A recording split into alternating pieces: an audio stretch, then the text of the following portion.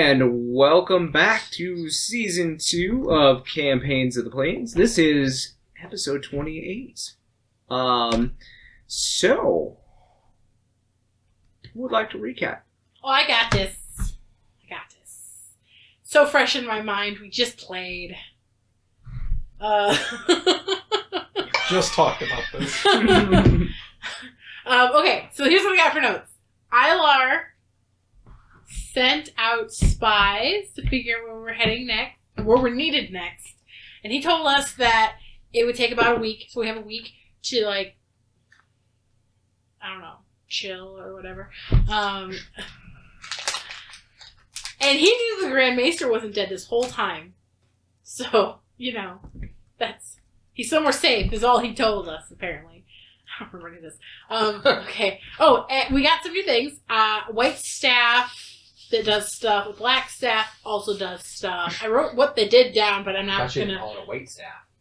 Oh. But I'm not going to tell you what they do, because watch the episode. We also got Libra's eye bangles that require attunement. And Becky and I each took one. They do stuff too. Watch the episode again. You'll find out what they do. And then Becky, Din, and Ellie went to hunt a bear. And we met Gregor the Beastmaster Huntmaster. And we went to find a bear, and the bear was in the den, and it was dead. But it's okay, because it had 4 living babies, and we took one of them and named him Mole. And it's a dire baby bear, so it is in fact the size of a regular bear.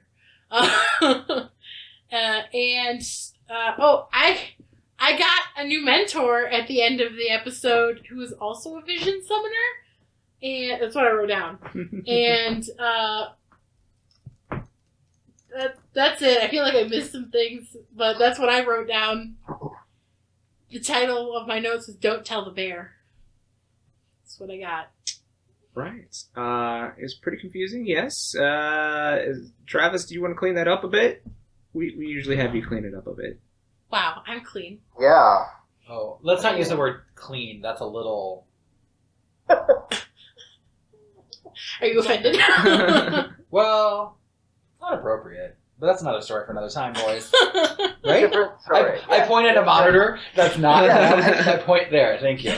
Yeah. The things are below you, actually. Are they? Are they Jan Brady?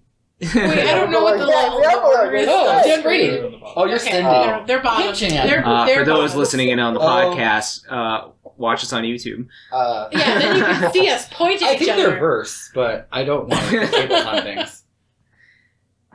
So, not to clean it up, but to maybe clarify some certain points. Oh, okay, there we yes. We kind of were just picking up after the big party after defeating Garuda and pushing the bad cops out of town, essentially. And the girls, returned their dresses to the dressmaker who had loaned them out the night before. Specifically, Becky and Milos went to return the dresses. And the dressmaker was back from where Milos came from.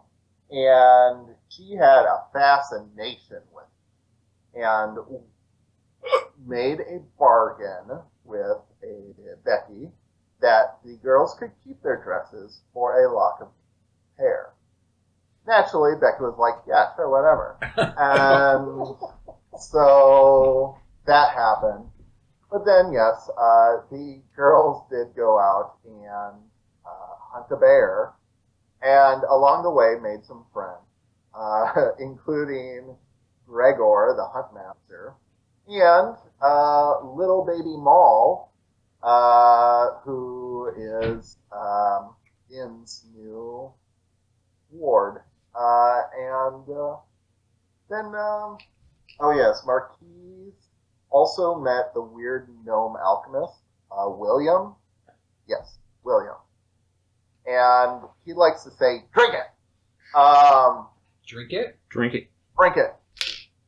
Oh, yeah, this is all coming back to me now. Yeah. I'm not saying Dion. And I believe Marquis made off with a lot of new alchemy items. And we kind of left off there, looking forward to a week of downtime, I believe, while our allies were gathering information about what the enemy forces were doing, and we were making appropriate preparations and getting ready to travel again. That sounds about right to me. So we will pick up on the next day. The light creeps into the living space of Elar, as you guys have not quite procured any type of lodgings for yourselves, opting to... What? Why would we need to? And now you know why you have not procured any type of lodging, because Ellie would just rather, stay with her former summoner teacher.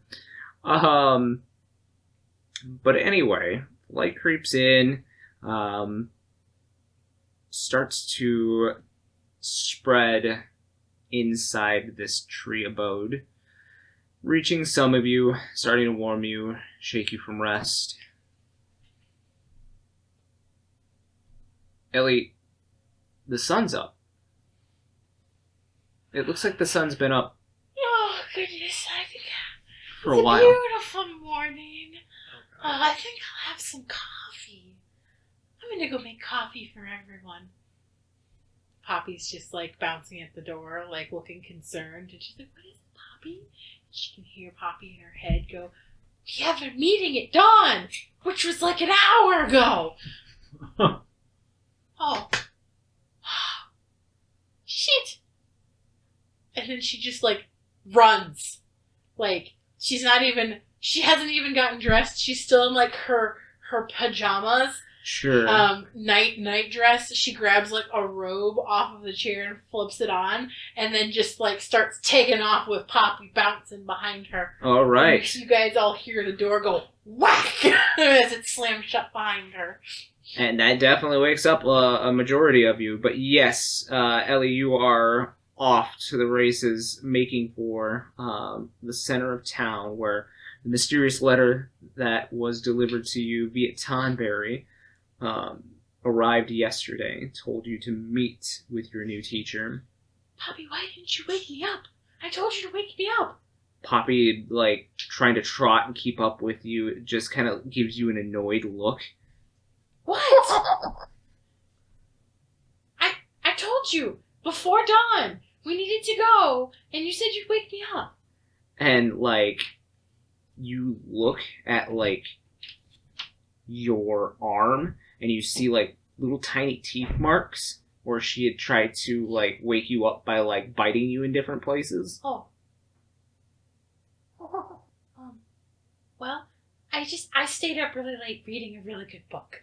So, I got distracted, and it was a really good part. So, it's fine. Maybe she's still there. So, you make your way past the din of this, not city, but smaller town. Definitely not the capital. But you are reminded along the way, as you start to smell the morning bread being sold in the marketplace, that you have not eaten at all either. For bread. What? I stopped for bread. You stopped for I bread? definitely stopped for bread. All right. I'm running. I'm Another hungry, and then I detour. go, oh, is that pumpernickel? And you see a tiny Mikote woman. She is putting out fresh loaves, and she says, oh no, this is my cinnamon raisin bread. Cinnamon and raisins? I'll take 2. Is that no to cinnamon raisin or no to juice? No to juice. Don't you juice, boys? Just say no or to girls. Just say no to juice. Say no to juice. I'm 40 and I made bad decisions in my life since I was about 19. And juice is number 3. I thought you were 25. Oh, I'm 25. How old am I? 25. 25. I've made decisions 25. the past, 5 years. Yeah, there you Juice go. is one of them. I finished it, though. I did the juice. The juice is loose. Juice challenge. The juice is loose. Hashtag juice Finishing challenge. it with the summer edition Red Bull, though, I approve. Hey, Christian. Are we getting can paid? In post, add a little shooting star that says "The more you know" above Eric's head. Yeah, there we go. Also, Not I a did spawn, guys. ate a whole bag of popcorn, so I am a little shiny. Okay. Back in character. I'll take 2. All right, she starts getting them wrapped up in a little cloth for Poppy's you. bouncing around the side to be making. She is cat bouncing, noises. but she is trying to get your attention and like hitting you with her head, Do you have treats? Do you have cat treats? and she just keeps hitting your head, and she's like, "I make bread. What cat treats?" I rip off a little piece of the bread that I just bought and give it to Poppy. She's not even that's not what she's after. What? That's not what she's after. She's bouncing her head off of your shins What and is wrong? looking What? behind you. What's wrong? Are you okay? I pick Poppy up. It's okay. I know. She It's a big struggles city. to get out of your Wait, arms wait. and Just calm jumps out of your arms, and then You're not a real cat. Kick it. What? she is now pointer dog pointed behind you. I turn around. You see standing there a woman with what may have once been flame red hair and kind of this almost pink complexion to her skin. She is standing with her arms kind of behind her back and staring daggers into you. She is dressed in these fine silver robes with green trim, and she has a horn on her head. And you see now standing at her feet, by her side, the same familiar Tonberry. I think I've seen you somewhere before. I ignore her, but leaning down to the Tonberry. Hello. What? Would you like some bread? I just bought some. I grab my loaves of bread. As you turn around to grab your loaves and pay for your loaves of bread and everything, you turn long enough, but you turn back to ask the Tonberry if he would like some bread, and the Tonberry is already at your feet, with a really weird swiftness compared to how he left last night. Oh, you're fast. And he has this little kitchen knife in his hand, Oh, perfect for cutting the bread. I hold the bread down. and he stabs one of your fingers. You take 600 deaths. Oh my god. 2 points of piercing damage. Excuse. That'd be a Cutco knife. That was a sharp knife. That hurt. Your Tonberry hurt me. You're late. For what? Hey. Wait, I know this. Wait, I have an answer to this. Oh god. Wait. Are you... Did I write down a name? Oh, I don't have a name. Follow me. You're the summoner I was supposed to meet at dawn. I'm late, but I have bread for you. She just turns to the side and starts walking, and the Tonberry turns around and starts doing a little slow waddle to follow her. Poppy, why didn't you tell me she was behind me? And Poppy just looks at you exasperated. We better be on our best behavior today. And she's looking at you I need a piece of bread. yeah. So are you following this woman? I cinch up my robe a little better and I go, oh no, I forgot my summoner horn. I hope I don't need it. Poppy, did you by chance? No, probably not. Okay, let's keep going.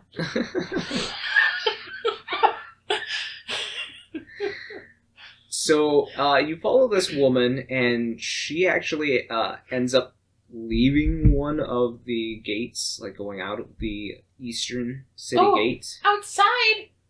Oh, I looked at my feet and I'm just wearing slippers. Oh, dear. They're heeled slippers, obviously. And she hasn't said a single word or even acknowledged that you were even following, no matter I'm how following much her, you... like, just quietly eating my bread. There's a little bit of a crunch to it because of the outer... Every once in a while, I'm like, this is really good. I offer Poppy a piece. She continues to walk for a solid 10 minutes until you see this small cottage home set back into this... It's not even like a horse path or a road or anything like that. It is literally a footpath that just barely breaks through the shrub of coverage. Do you live here? Or is this like a vacation home? Still no acknowledgement as she walks towards the cottage. She probably lives here, huh, Poppy? Yeah. Could be an Airbnb. Oh, is it a rental? She reaches the cottage and she finally turns around and she just kind of like looks you up and down and just sighs. This isn't my normal everyday wear. I didn't have time to get dressed, so and my slipper, I'm sorry. Poppy tried to wake me up. I point to my arm, but I was reading this really good book. It's about my friend. Enough. But he's really famous. Enough. Okay. I've almost finished the second volume. Enough. Okay.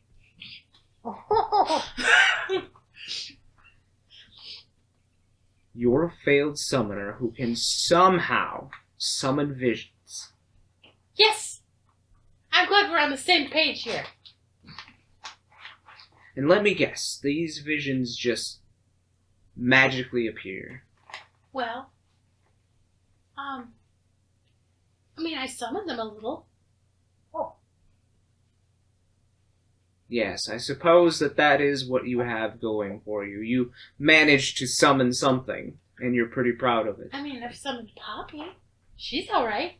Right, Poppy? She alright. Yeah. And this woman standing before you says, you give no thought to this at all. When you first summoned a vision, you didn't think of why did you summon this vision, or how did you summon this vision, did you? Well, that's not true at all. I was very concerned that I was summoning dead people, and then I thought I could summon my friends if they were dead, and that made me very sad.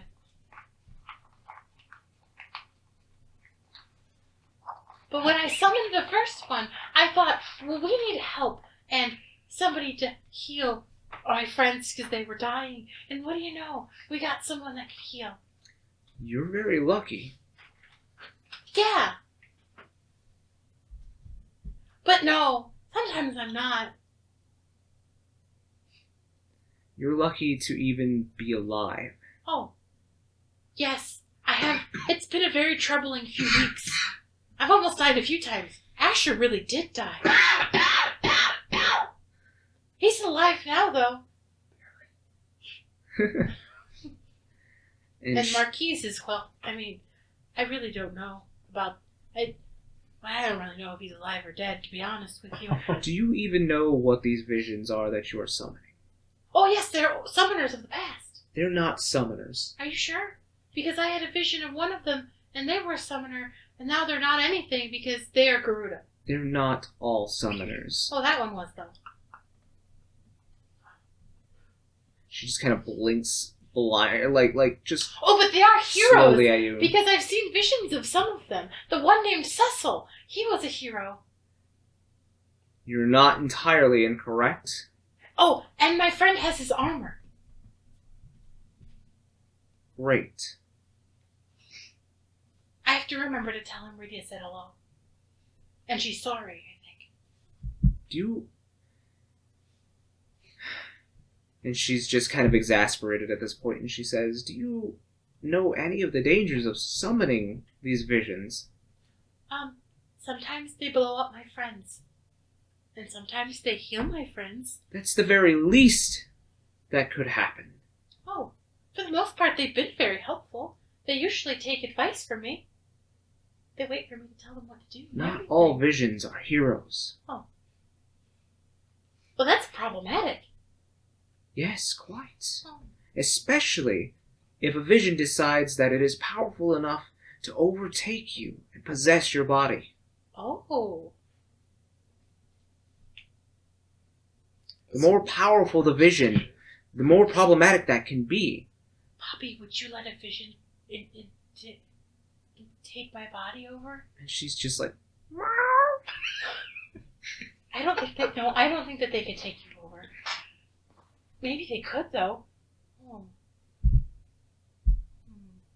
That seems problematic. I don't want that to happen. you don't even know how regular summoning works, do you? I can summon Poppy. I tried Do to you summon... know what Poppy is? She's Poppy. She's a carbuncle. I meant the big one. Yes, and she points at her feet. This is just a tonberry. I haven't met the big one. The big carbuncle was very lazy. When you become a summoner, the essence that you summon, you reshape it into an esper, an aeon, through sheer pact and will. It is your will over them. Oh. If your will is not strong enough, they will take you over. Poppy, you wouldn't, would you? Poppy's just like, meow. Kind of shrugs her shoulders a little bit. But I give you milk Definitely every thought morning. about it. I forgot this morning because we were late. But I'll give you milk later on. Oh, they're lactose intolerant. Not Poppy, she's a fake. Oh, yeah. They love milk. Mm-hmm. These creatures don't need to eat. Poppy seems to enjoy it. It's an act. You don't really enjoy it, Poppy? Poppy again shrugs her shoulders. Do you at least like snuggles with Asher? And she kind of like gives you a nod of like, yeah. Yeah, I'm pretty sure you do some days. But this woman in front of you says, when you first summon, you place your ether out into the world like a hook and bait Oh. for a packed creature to form a bond with you. This bond is a sharing of ether.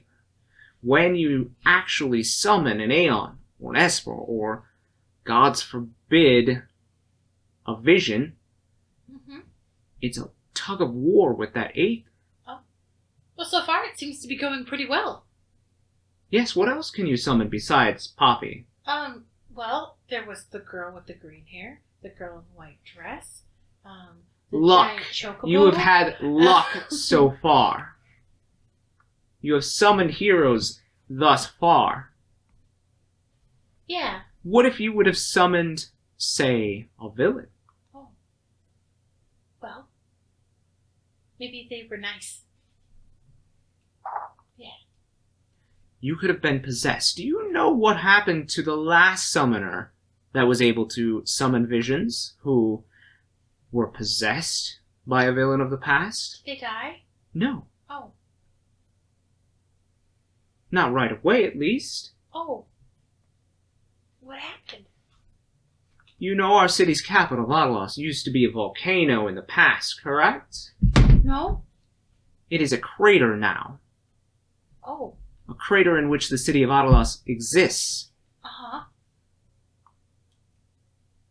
So? She kind of rolls her eyes. Oh, the volcano erupted! Do you know why the volcano erupted? I'm gonna go ahead and say it was probably the possessed summoner. You're getting better at this. She goes over to a small storage box, wooden storage box that's on the outside, and she reaches inside and pulls out one of these vision spheres that you've seen before that has a recording of the past. And she Yeah, places one of it those. on the ground and turns the metal ring around it.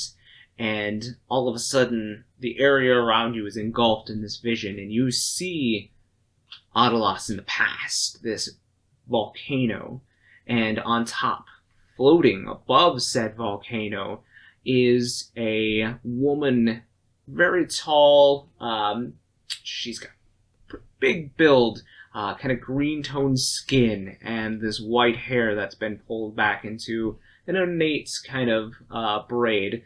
She's laughing very, very hysterically, and in a moment you catch a glimpse of this aura coming off of her and see this spectral vision behind her of this man with blonde hair, kind of disheveled but pulled back into a pony, white face paint with a couple of other like red and blue different symbols painted on his face, and his clothes are multicolored, striped here, polka dotted here, and pretty funny shoes with bells on them, and he is laughing hysterically.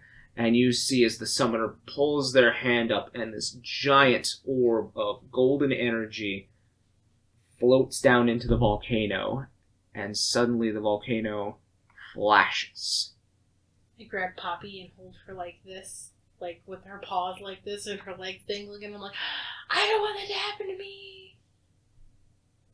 I already almost killed my friends once with a misplaced, like, I think it was some kind of meteor. That was an accident. I don't want to kill them with a volcano. Well, that summoner's guardians were on that volcano, Oh dear. along with a village. I'm not entirely sure if Marquies can die again, but everyone else I'm concerned for. And all the people are dead too, huh? Okay, so how do I control the things? Like I said, it is a tug of war of aether, as well as emotions Oh, that's not good. and knowledge of those that have inhabited this land before you, Oh, those that now drift along the life stream. okay. Well, I like to read. Are there books about them? Fortunately, there are. Oh, that's good. You will be here for the next 4 days, Oh. studying. Oh. Can I get more clothes? She just kind of rolls her eyes. Come inside. Oh, okay. Wait, will you help me figure out how to summon Titan and Garuda? You will learn your basics, Yes. yes. Originally I was trying to summon Titan, and then I summoned the wrong thing. She just starts heading inside. She's not even paying attention to what you're Marquis thinks saying. it's because She closes the door. Oh. But you told me to come inside, I'm confused. What do I do now, Poppy? Poppy's just like goes towards the door Oh, and like paws at it. That's fair. Okay, I go inside. All right. So the rest of you, Idilars, you hear some scuffling of somebody stirring, and you're barely starting to stir awake, and then all of a sudden you hear a quickening of feet and a slamming of the door.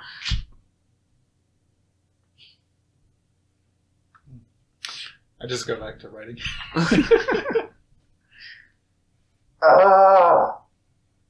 Damn it, Becky. I mean, Ellie. I'm even starting. I just sit up and do one of those.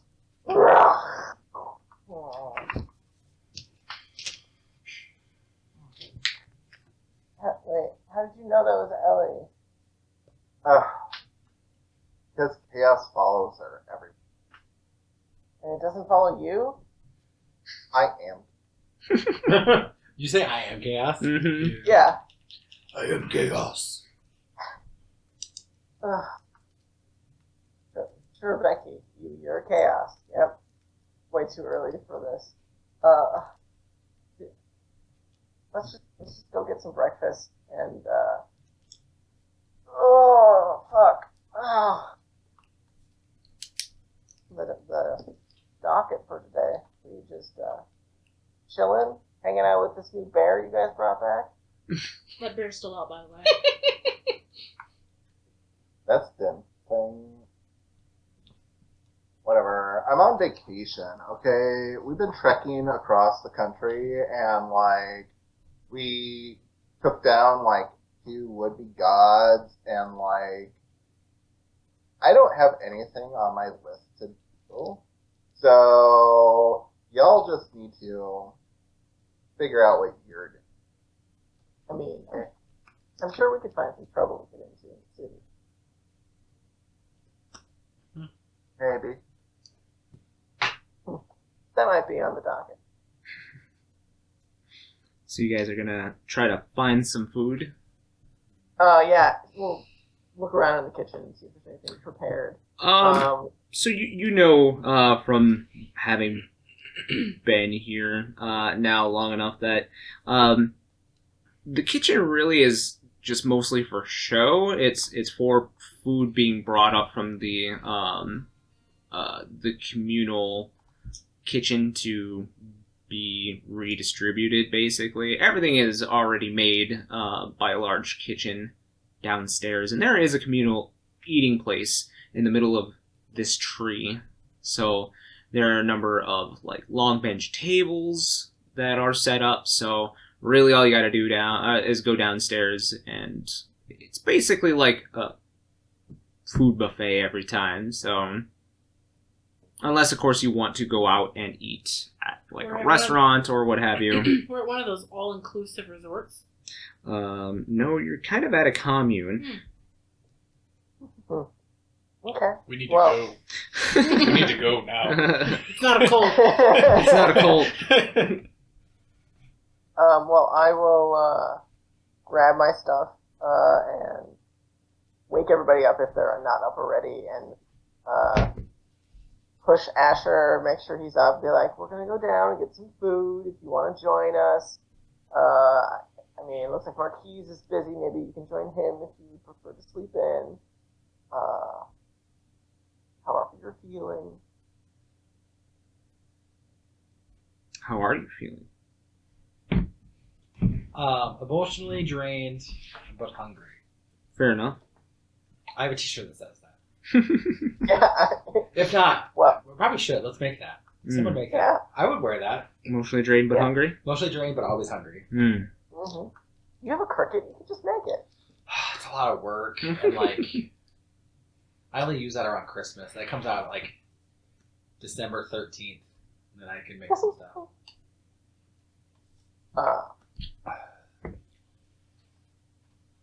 Yeah, is Din already up and at him, or is No. she still in? Din is Cuddling with your bear? There's a bear, there's Din, and there's a wall, so she's in between.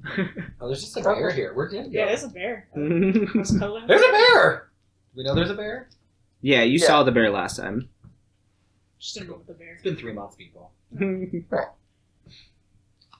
I'm not I even sure will- what character this is. Is this Michael? I will look over at Din and the bear and be like, I don't know if they'll feed the bear, but you're more than welcome to join us.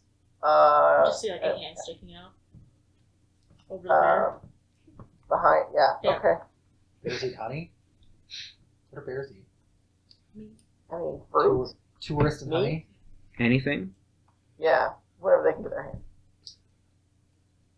I'll look over at Marquies, who's busy writing in his journal, and be like, are you going to join us, or are you a little too busy? Eat already? What are you doing? Doesn't sound like you've actually got a full plan yet. We're just going to go eat breakfast. What? I mean, do you need an agenda for the day just to go eat? Where do you plan on going? The communal lunch breakfast area downstairs?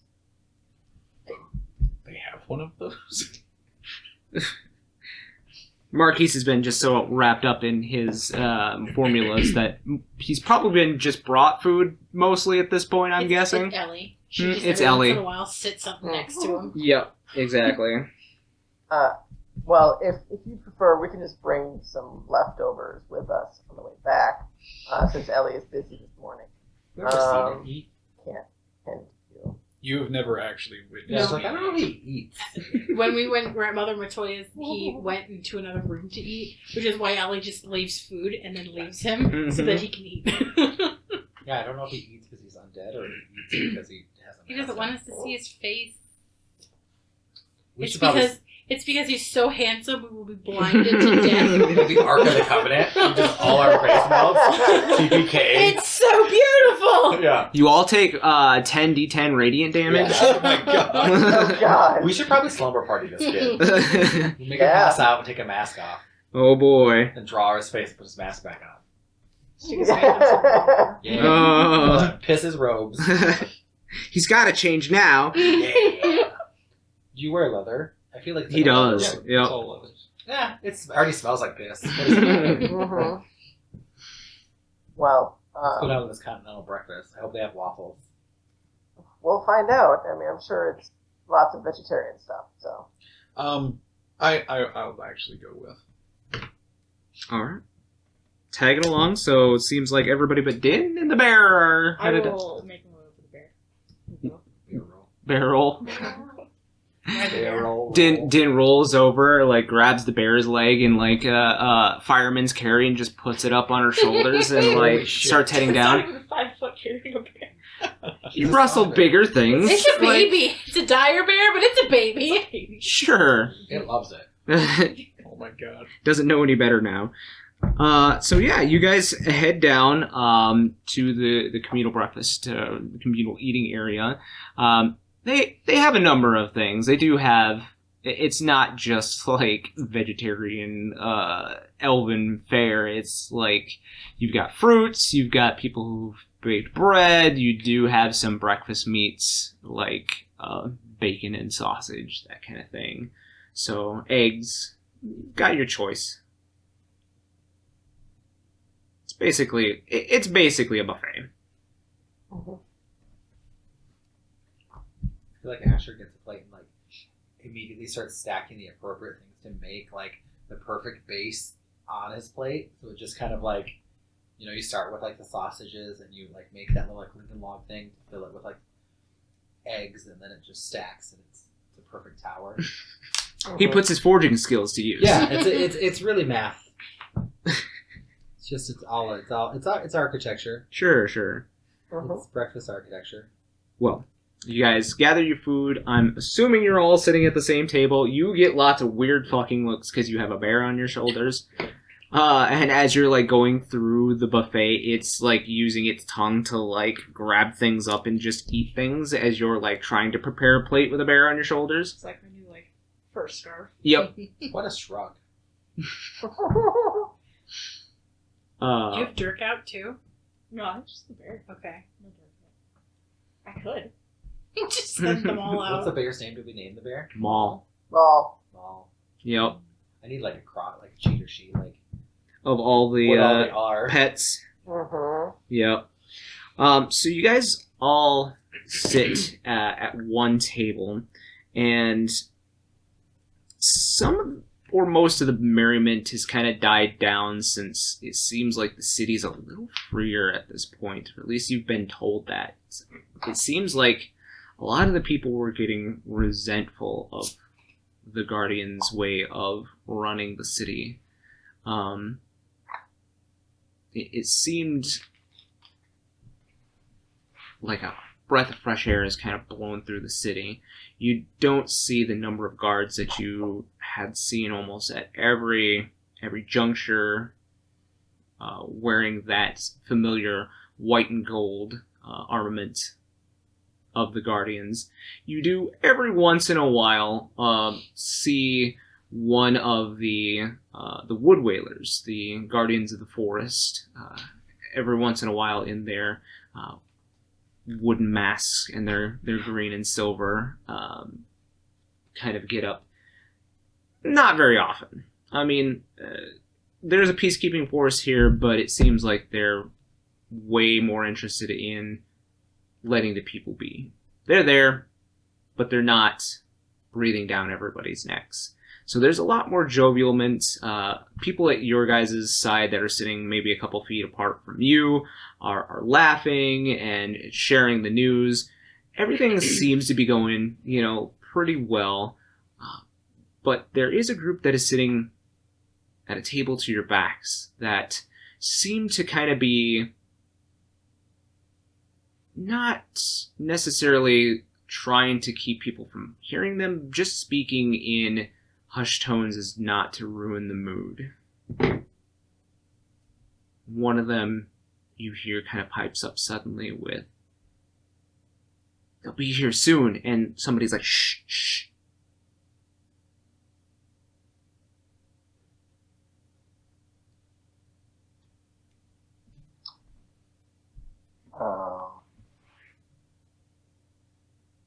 Which one of us, if any, hear that line? Just depends on who's sitting on what side. Who's sitting next to whom, I guess. Well, it'd probably be 3 and 2 to give the bear extra room. Well, fair enough. 3 and 3, I think you mean, with the bear. Right. Well, it depends if the bear is sitting or is just like hanging out as a scarf around her neck. Oh my god. I don't know, how do you have Maul eating with you, since you can talk to him and tell him what to do? I would hope he's actually sitting down. Sitting like a real person at a table? Yeah. He looks really awkward. He's got both of his paws on the table, like with a plate between him, and Din's like telling him to have table manners, but all you hear is as I Din just is like, I like the image of this bear sitting here like this. You clipped it. And then no. Din That's and Maul just... Yeah, they're having full conversations in bear guttural, so. That guy looks like he's about to run a heist. But yeah, I would say the bear is kind of loud, so whoever's sitting on the opposite side of the bear would probably overhear this conversation. I probably would not be sitting next to the bear because I'd be worried that it would try and... Each food? Yeah, I'll probably be sitting next. You did help get it. Sure. Yeah. Fair. He's used to me. Oh, he's the daddy. Yeah. So it would he's be the mommy. it'd be the three of you, Asher, Marquies, and Milos. So the ladies are sitting on one side, the gentlemen sitting on the other. As it should be. As it should be. So, gentlemen, you overhear these people behind you suddenly speak. Like, one of them speaks up, like, "I'll be here soon," and then, like, whole party, not just one or two people, like, the whole party that's sitting at that table with them is like, "Shh!" And, like, they kind of look around a little bit at everybody for a second, and then kind of continue to speak in that hushed tone. Sorry. I would just kind of make eyes with everyone at the table, and kind of like nod my head back to acknowledge, like, "Hey, did you hear that?" type of thing, but not verbalize anything. Just kind of non-verbal cues to try and get everyone to, like, pay attention, because I'm not super perceptive.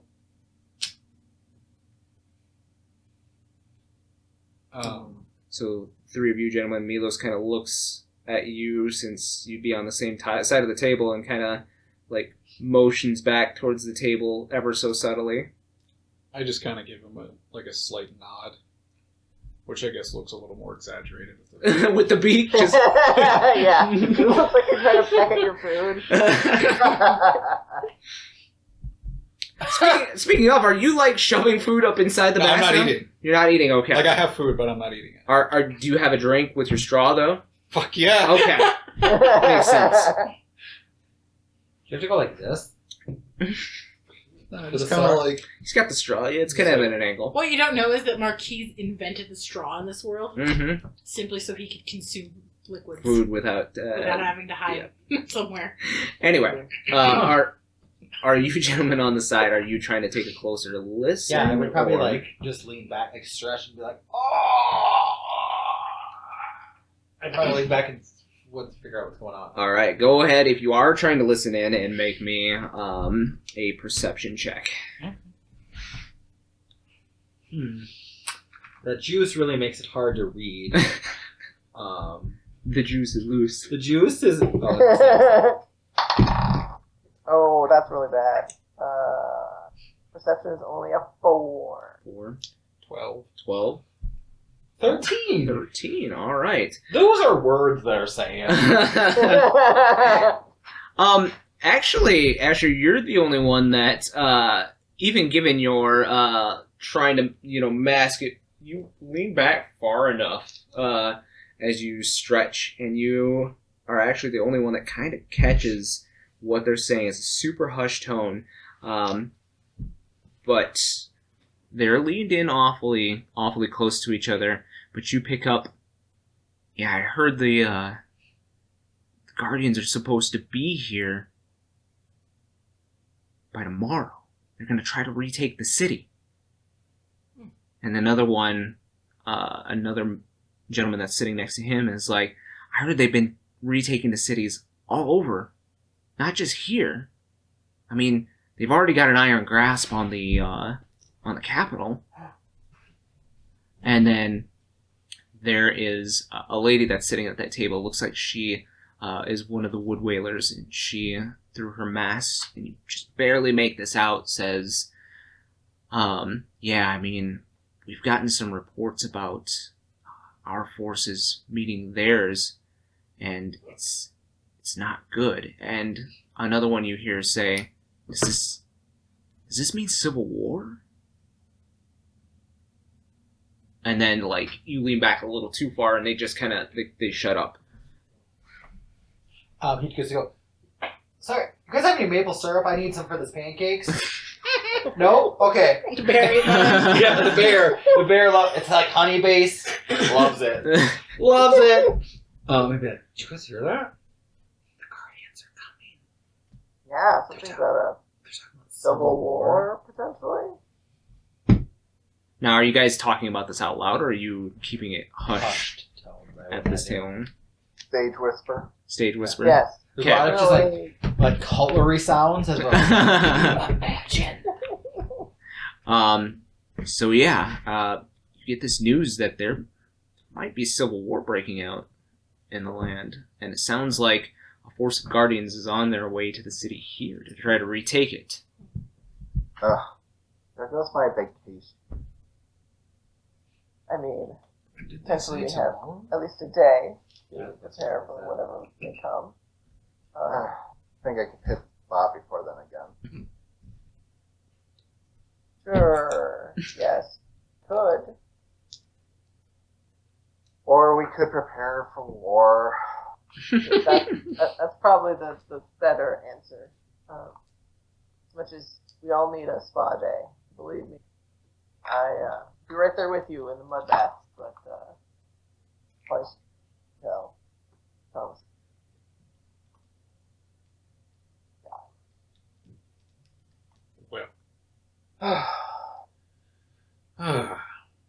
So, this news kind of dampers your morning a little bit, as you know that Elar's forces, he uses spies through the wood whalers, and then that's really the only force that's opposing the Guardians at this point here.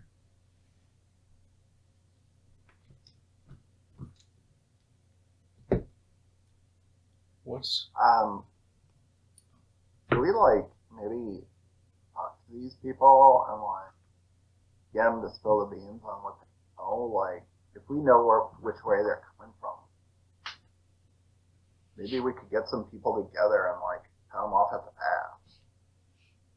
You should. Do you really think we're a match for an entire army? No, but, if they're coming through the forest, there's plenty of places to hide. Oh, hey, we lost you. What? Oh, we lost you for a second. Oh. Just repeat your last line. There's plenty of places to, hide and ambush. at the same spot in that sentence every Yeah. time. I think you just need to speak up, honey. I think your inflection is just causing. There's plenty of places to like hide and ambush in the forest. How about that? That's good. Okay. Well, yes. And these people are likely much more equipped to fight in a forest than whoever's coming here is. We should rough up the guys out in front of us, behind you guys. We should rough them up. Why do you Wait. want to fight them? Bear can help. Why do you know? They The would bear like mimics with its claws, mimics Oh, no, they're gonna fuse mimics dance. Din, and is like this. just like We gotta find out what they know, right? yes, but you can do that by just asking them. Like totally. Why do we Well, need to fight him? I'm not against. you know I just what? want to know justification. How about this, Becky? I know you have no charm, but go and break the ice anyway. Why are you suggesting she break the ice? Yeah, I feel like Milos is a little more like charismatic and like friendly. I was I actually don't have just kind of charm. yes, no, you The have. fuck, asshole. I didn't say you did it. I just Yeah. said he's a little more like regal. He's got that like royalty shit going on. Literally raised as a diplomat. Yeah, Yes, he's that's Exactly, the we're word. not looking for a diplomat here. Are we? Just because I Yeah. was raised like that doesn't mean I can't Oh, talk. well then like, let's just hit him. Like then my sword will do the diplomatic talking. Like it's diplomatic talking or steel. right, Ellie's right. sitting there thinking, I should have told him not to cause any violence. Just remember that scene from Lethal Weapon 2, diplomatic immunity. That's right, I'm too old for that shit. Oh, that too. So Becky gets up. Oh no. She strolls over to the ugliest one at the table and like flings her legs over his lap and sits down and says, "Hey, I'm new in town. What's going on?" Well, now I feel like she's just trying to prove a point. Just trying to get a point. Ew, God. yeah. So you roll me a d6 since there are 6 of them, and we'll see which one out of this group is the ugliest. We'll say One.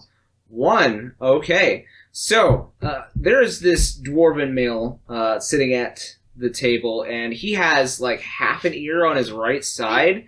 It looks like his nose is about 3/4 of his face because it's been broken and like reset a few times.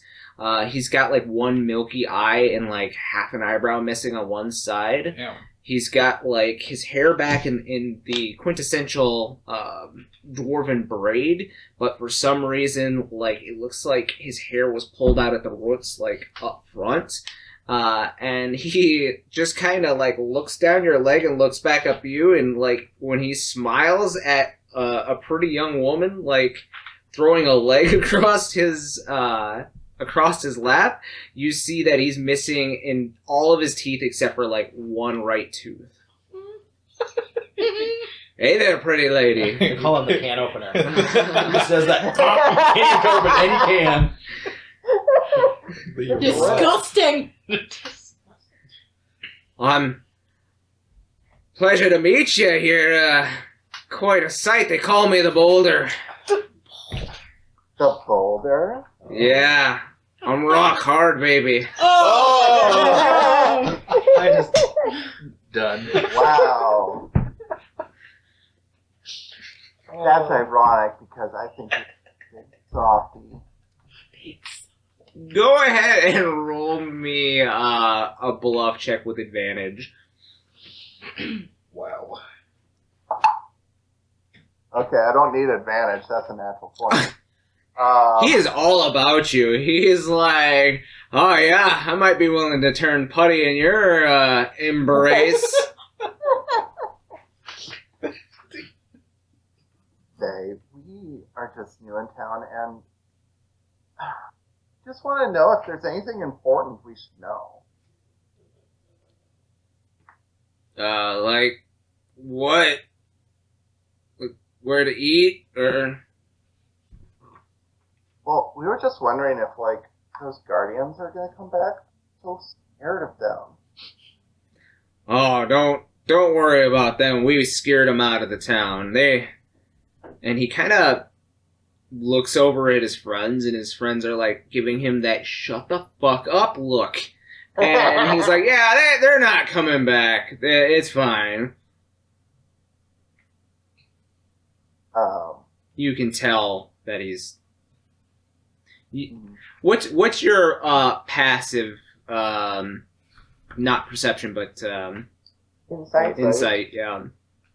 It would be 6 plus whatever It's 10 base. is 10 base, so 16. 60. Yeah. No, he's lying out his tooth. Okay. Oh yeah. Do you have like guards out there protecting us? Yeah, I mean, and he points to the female that's sitting with them, the woodwheeler, and he's like, "Oh, we've got the woodwheelers. They won't let him in. And he kind of is looking at everybody. Like, you feel underneath the table, you feel like there's another foot grinding into his foot at this point. And he's like trying real hard not to grimace at the pain. He's like, yeah, you know, we're safe. Well, you know, I know some tough people that might want to help out and keep those nasty guardians away.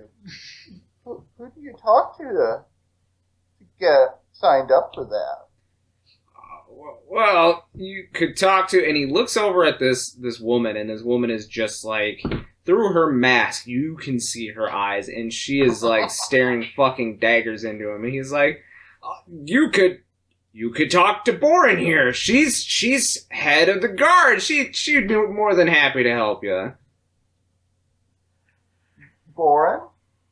And you hear this voice a little deeper than normal, and she's like, yeah. I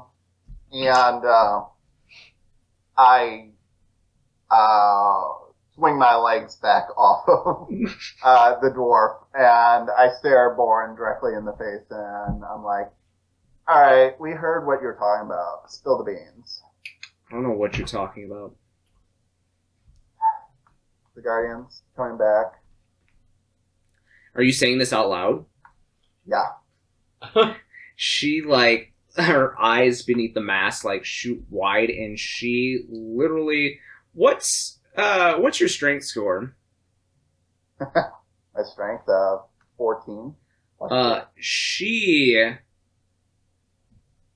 literally, like, grabs you, like, by the back of the neck and, like, swings you, like, around, so you guys are facing away from the mass of people, and she kind of, like, pulls you in next to her and, like, down a little bit so that you guys are, like, a little bit lower down and, like, away from earshot of most people. And she says, shut up. Do you want to start a mass panic here? No. I want to stop a mass casualty.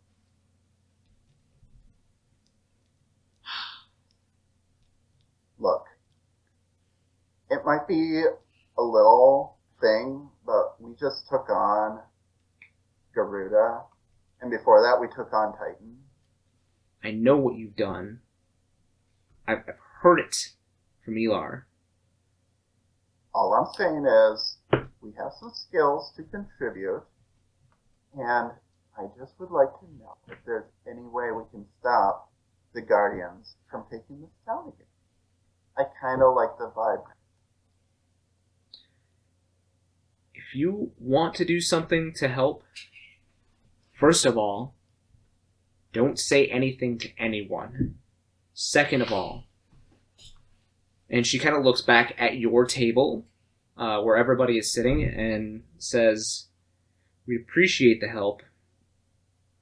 Why don't you meet me at the Southern Guard Post in about an hour?"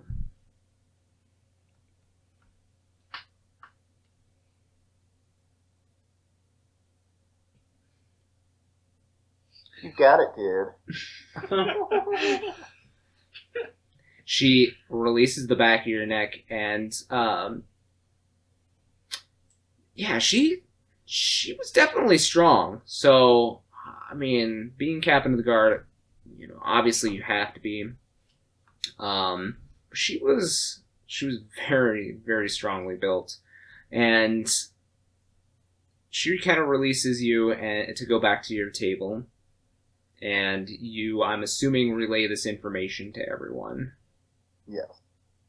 Are the rest of you actually going with Becky to the guard posts? Yeah. Yeah, I want to do one thing before we get too far. Sure. Just because it's something new that we haven't role played. Mm-hmm. Like class wise. Sure. But that can just be like a quick aside. Yeah. I mean, are you breaking away from the group to do this, or? Yeah. I would say I will meet you guys at the Southern Guard Post. I have to do my morning ritual quick, but I will meet you guys there, and I would break off. All right. So Milos leaves you guys to find your way to the Southern Guard Post. You have an hour if you wish to do anything before you go. So if there's something quick you want to do. Was that charming enough, Marquies? Yes, this was great. You did really well when you are trying to prove a point. I'm proud of you. I would have scowled at you if I was there. But... All right. So yeah, if you guys want to do anything individually before you head out, you certainly may. This is just a meeting that you're having. It's nothing, extensive. Obviously, so we'll start with Milos. Where are you heading? Just a little ways, probably a little outside the city, to kind of just find a small clearing or a stump or a rock, and just do my daily, communing, getting a sense of the area and the earth and all of the nature around us, and just have, that Zen moment. Mm-hmm. And then I don't know if I have to, specifically choose to summon the marshal or not. But if I have to choose, I will choose to do so. But I don't know if I'm assuming Milos is familiar with marshaling. But I don't know if I would know I can do that yet. If that makes sense. This is definitely the first time that during your morning commune with nature and with the elements that you feel something different. You have heard of marshalling before. It is something that only the geomancers of legend have been able to do. Those who are on a path towards greatness, who have been able to clearly hear the sound of the elements. Most people that that can do geomancy typically are up to the level of which you have achieved. There are some who have greater prowess, but this, for the first time, you hear the element that you reach out to with your commune. You swear you hear a voice. Which element are you reaching out for today? Earth. Earth?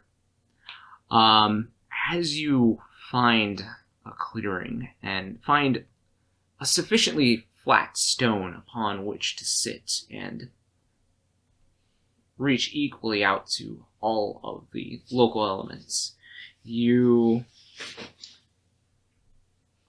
How do you commune with nature? Do you request their assistance? Do you demand their assistance? I think what I would do is I would take out my bell and like sit crisscross applesauce. Even to the point of like getting my feet into that really uncomfortable yoga position.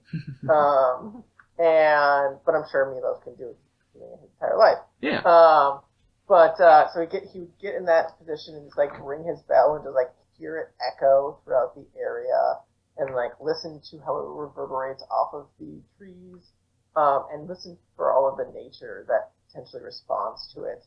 Either like some birds or just like the flapping of wings of a butterfly or something just in the area, and just kind of let the day wash over him, and feel the sun and just listen and feel the vibrations of the earth around him and kind of just let that flow in and out of him, and kind of in his own mind think of how the earth is so giving, and how there's that give and take of tending to the earth, and it gives us food and nutrients and like that whole cycle, and just kind of like reflecting on everything. Sure. So when you ring your bell, you always listen for a response to what elements may be there. There's always a specific sound that comes with those that are most in tune with the area that you're at. Perhaps the roaring of fire, or the soft breeze, or maybe even perhaps the sound of leaves growing and blowing in the wind, whatever seems to be the strongest in the area. Each element has its own sound, but today, since you are focusing on the earth itself, you hear that similar sound of the earth, of things growing inside the earth, of water splitting through a veil. You hear, however, a voice within that sound that says, in this deep, gravelly voice, "Who calls upon us?"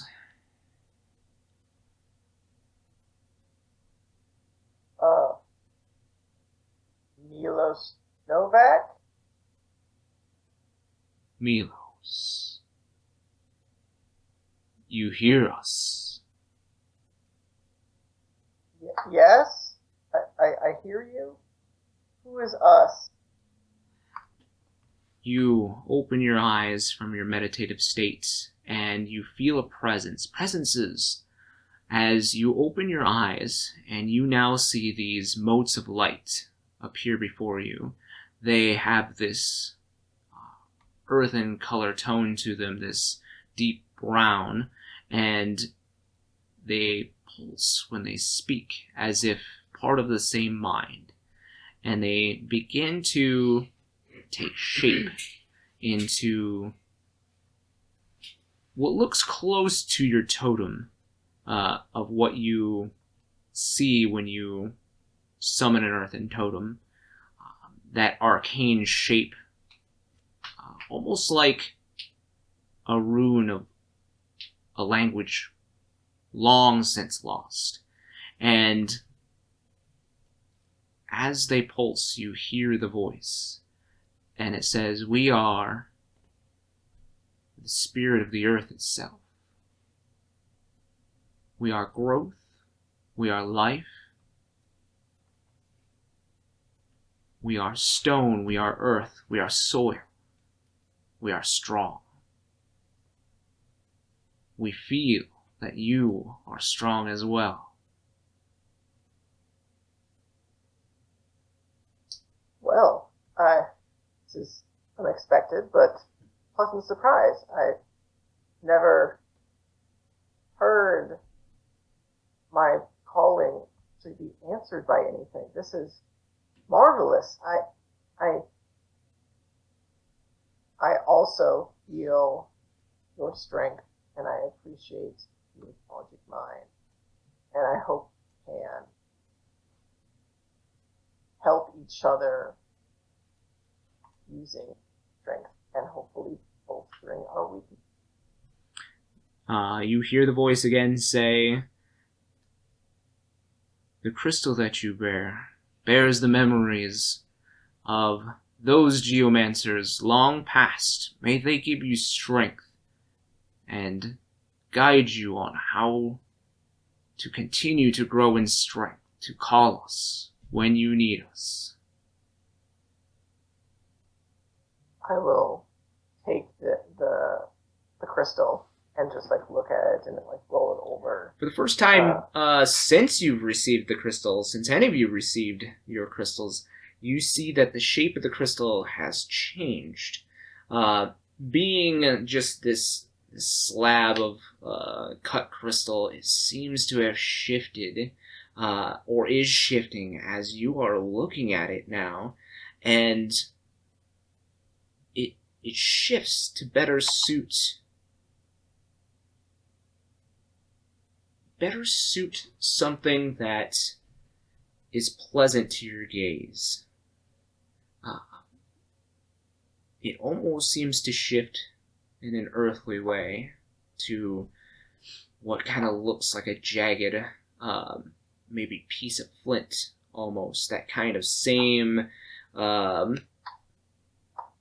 almost obsidian dimples in the crystal itself. And it glows with a symbol that you always recognize as being the symbol of geomancy. You've seen it worn on druids, geomancers, who've studied it all of their life, and it seems like there is a glow from this crystal that seems to impart some knowledge, some experience to you, making you able to hear the voice of the earth. Well, this is fascinating and surprising. I don't know what this means, but I feel like it can only be a good thing. I'm curious if I'll try this again another day, see if it changes. But I'll look up at the glowing orbs that have shifted the totem-like thing. Does it have like a more of a corporeal body than the totems? Like, does it have like limbs and such? Yeah, it begins to shift to your expectations of how you would see, or what you would comprehend, perhaps Earth taking on a physical form would look like. So I would immediately think of the summons from 14 that are just like the little rock golems that just float behind you. So that's it. That's exactly what I'm going to have him look like. Absolutely. The Earth gathers around this mote of light, and it begins to take on... it doesn't quite form the legs, but kind of this floating upper torso, if you will, of loose-fit rocks to look pseudo-humanoid in nature. And it speaks by forming this rudimentary mouth in the stone, if you will, and it says, "You may call upon us for wisdom once a day. We will try to answer any question about the land that we can answer with the best of our knowledge."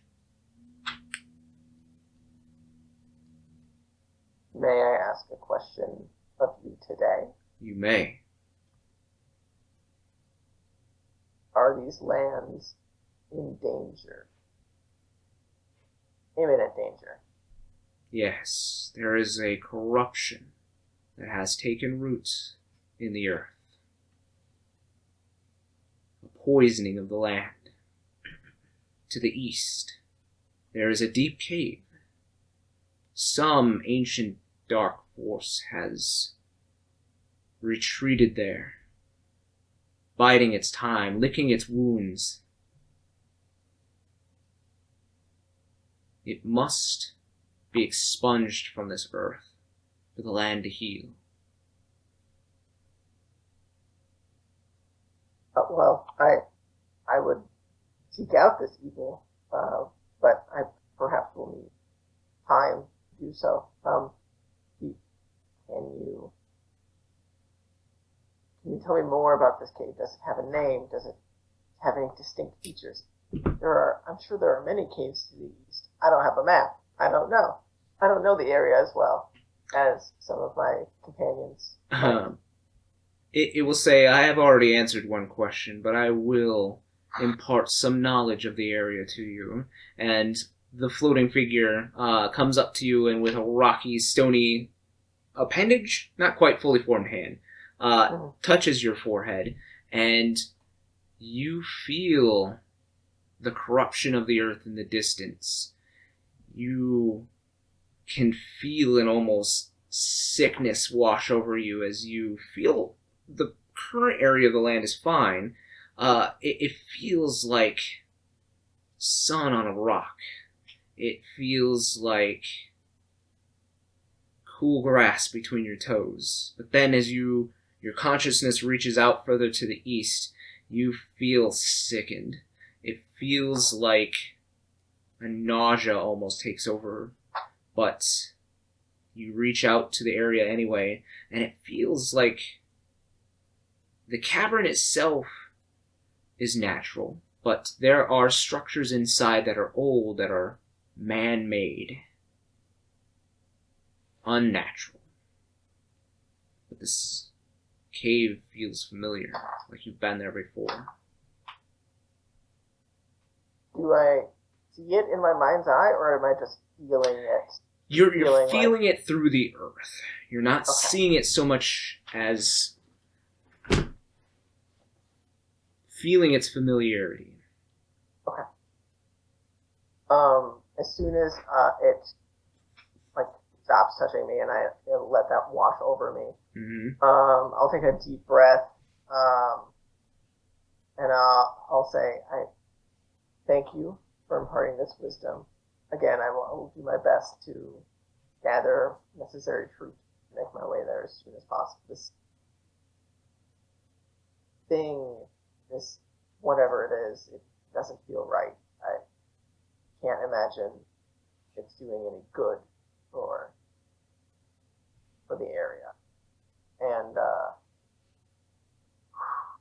just take some deep breaths, and then I'll look over at the totem that I'm marshalling now, and I will get up from my meditative state, and I'll start to walk towards the southern gate, and kind of look back to see if he's following. It does. Okay. Yep.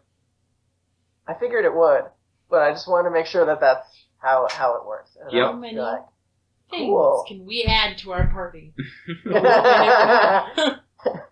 Well, I mean, I didn't know that you were a summoner when I picked my class, so... You guys would pick all of the classes with all of the pets. Yep. We Right, all pick, right. pick all the pet classes. Mm-hmm. Yep. Where's your guys? Yeah, where are your pets? We are each other's pets. Oh, okay. He's my bird totem. Mine is Chunkamonka. Chunkamunka. Alright. I didn't come with a pet. I was just gifted a pet. That's You fair. got a pet. You got a stick. Why do you keep doing Fine. this? Why do you keep doing Yeah, this? A pet Tobias. stick. I can only summon one pet at a time, Tobias. as All far right. as I'm aware. Are any of the rest of you doing anything? You have an hour before having to meet the guard.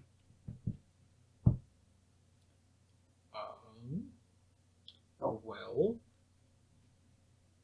I don't know how much can be done in an hour, but I've been sort of working on a new idea for all of these formulae that I have.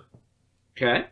So I'd like to see if I can try and come up with a new, what is it? A new component that is like a vaporizing solution, so that like on impact it might create like a small area of effect rather than just A single usage. whoever it hits gets the bonus. Fair enough. You figured that throughout kind of working through this in your mind, you're probably going to need a deliverance system, and this is going to require some mechanisms, at least for the first one. And from what you've seen in this area, that might be hard to come by. Mm-hmm. So at this stage, planning, maybe trying to gather materials for it. It might be a little bit easier if you can find a tinkerer in town to kind of guide you through, or at least provide equipment. Oh, the crazy man. Nah, you've already met the crazy man. He's the alchemist. Okay. Are you heading anywhere, or are you just kind of lost in thought as you're walking to the guardhouse? At this point, I'm just kind of coming up with like ideas, like what might I need to do this? What sort of steps should I take in the creation of said, new improvement? As you're, I'm imagining you're walking with everybody, and you kind of got your book out and taking down notes and everything. Feels like you're being watched, Marquies.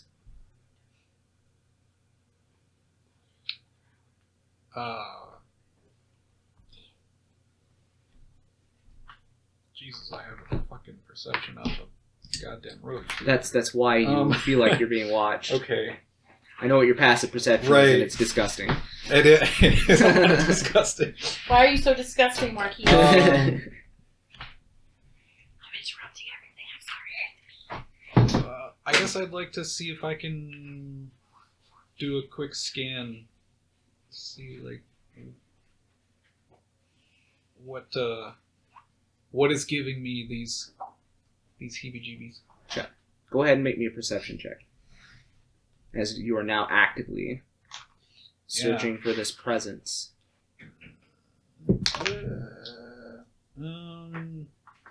13, yes. 13? Can't pinpoint it, but you get this feeling as you're kind of looking around and searching the crowd. You get this feeling like you caught the glimpse of somebody that you recognized before, and like you catch an instant of them as you're scanning the crowd, and then like as you scan back, because you feel like you recognize somebody there, whatever figure that may have caused that is gone, and you just hear this voice in your ears say, "Have you fixed it?"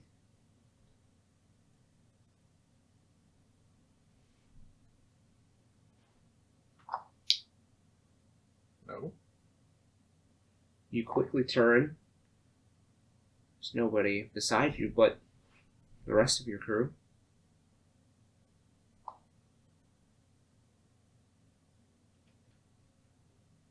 Did anyone else hear someone talk to us? Someone trying to get our attention. Bear and I looking around. Maul is like, And I try to think more on that voice. And or trying to remember who that was. you hear another voice now in your right ears. The other one was in your left. You hear, "Have you found what's broken?"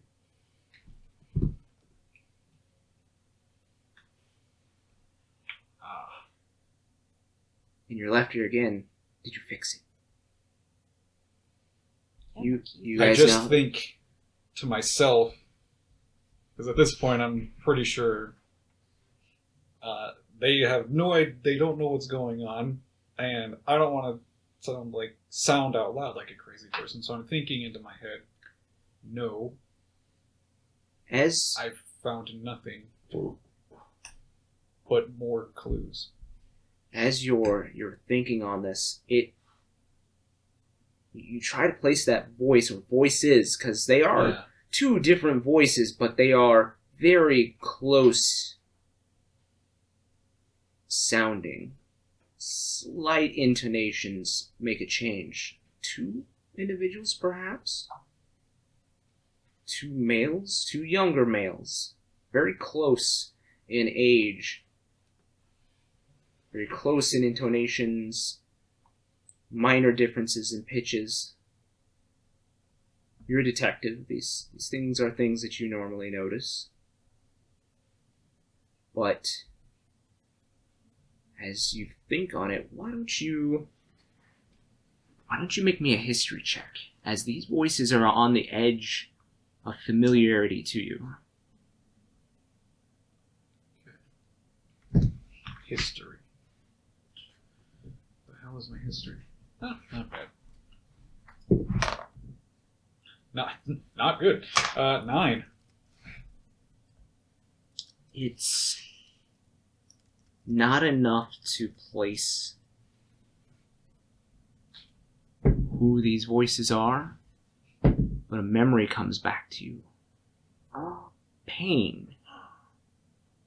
Lots of pain. And then suddenly standing on what feels like the edge of a very tall building, looking down into an abyss. Two flames. Two blue flames in front of you. Both of them speaking to you. It ends the memory there, but it almost gives you a panic attack.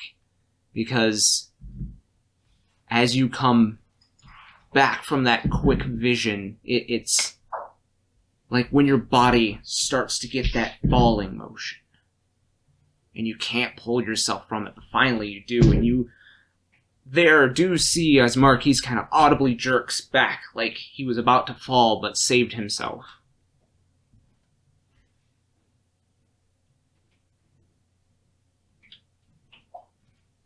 Marquies, your breath kind of quickens, and like I said, it's almost like a panic attack because your heart starts to beat and you start to become sweaty underneath already sweaty leathers, but a clammy type of sweat. You almost tripped. Yes. I did. I caught myself though. And I'm gonna put the book away. Just try to pass it off like, oh yeah, that's exactly what happened. You didn't trip afterwards. Trying to make sure he looks cool too. Din is the best hype, man. Yeah. Always got your back. Like, what the hell was that Adam Sandler movie where he pours water on his pants so the kid doesn't look like he pissed himself? Billy Madison. Yeah, there you go. It's cool to trip. Din made it cool. I'm tripping. I believe that was Big Daddy. No, I think it was Billy Madison. Yeah, because it was where he was in school. Yeah, it's Billy Madison. Yeah. But anyway, I don't know. You were asking me about Adam Sandler Stan. yeah. So these voices dissipate, but your heart doesn't stop pounding. It takes you like a good solid minute or two to take enough deep breaths to even steady your breathing.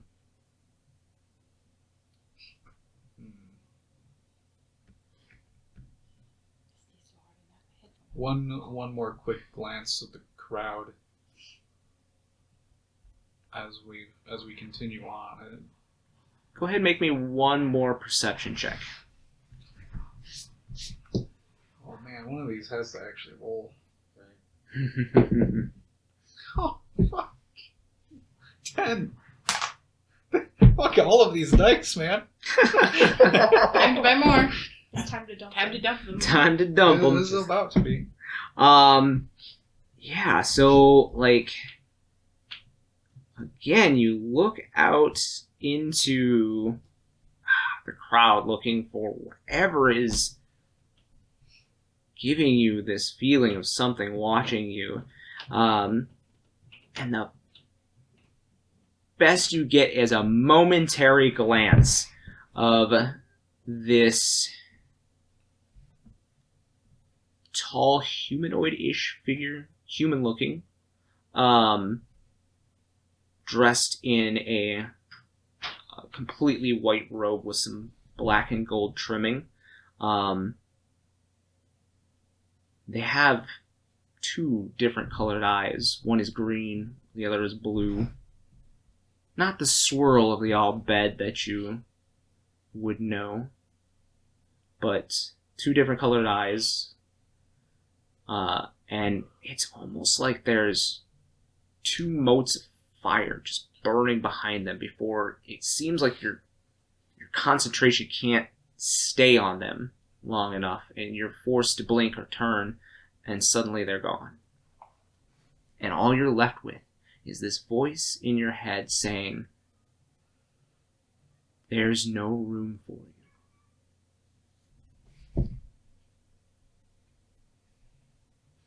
Good reaction for both Cat and in-game. Yes. Hutch agrees. Hutch agrees with everything. He's so loud when he does it, too. It's just... okay. Damn it, man, I wish these dice were rolling better, because I really want to know more about what's going on here. Well. Who am I? I guess I'll just have to take what I have out of that. Yeah, it shakes you, and like I said, it leaves you with that anxiety, that shaky hand, that clammy sweat, and just a feeling of pit of dread.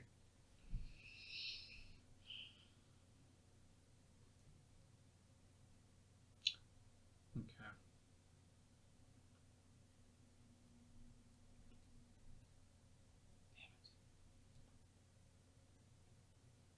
I don't really know what else to think here now. Alright. The rest of you, Becky, are you or Din doing anything else? Oh, we're just walking along. Just walking Tripping along? around.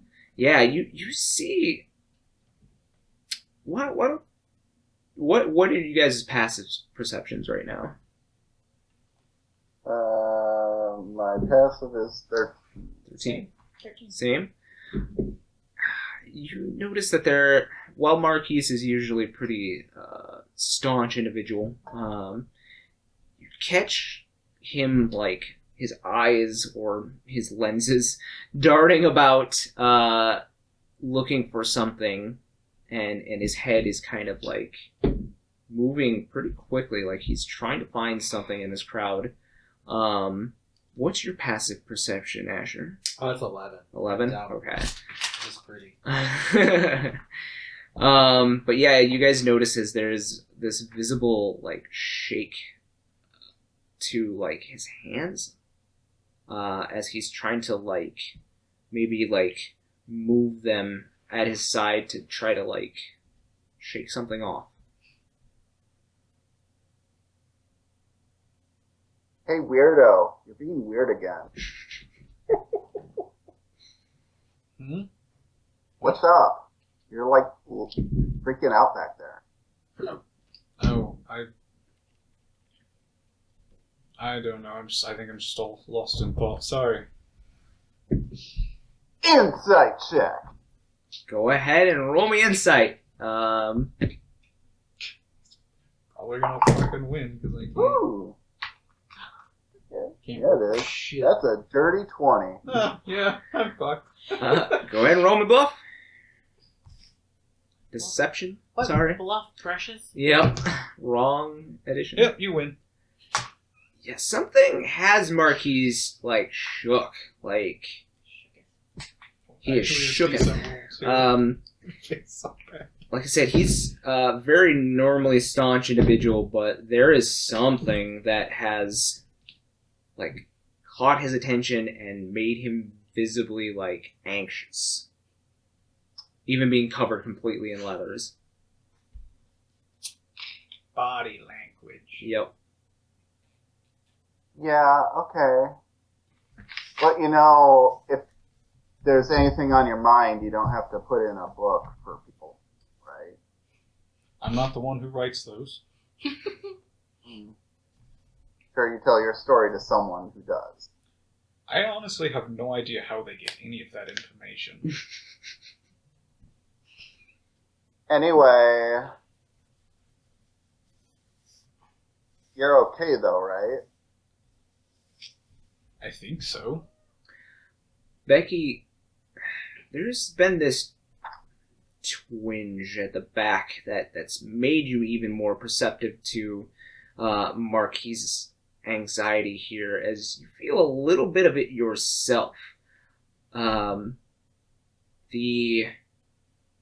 arcane runes on your skin begin to almost like crackle with power and almost make you a little, not physically itchy, but, you know, that, like, there's something that's not comfortable around you, like, that under the skin, like, there's something here that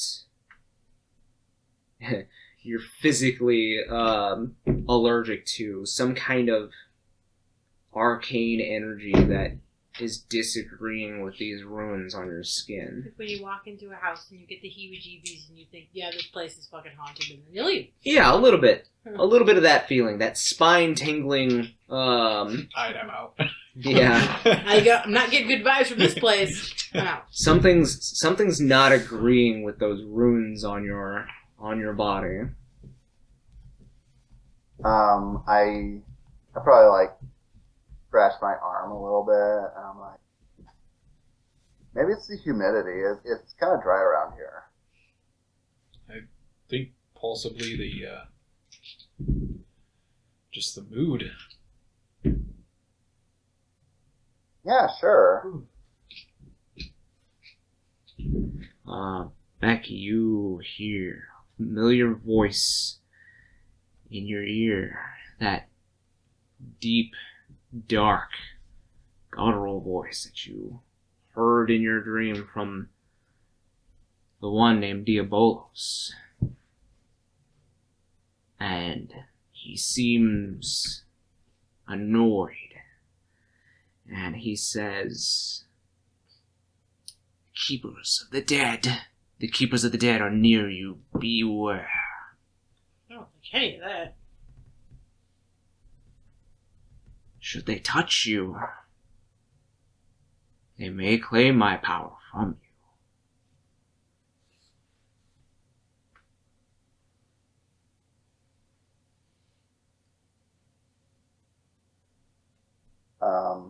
I think back to him. Who are the keepers of the dead? Go ahead and make me an Arcana check as you feel like the power in your body is almost shielding you in a certain direction.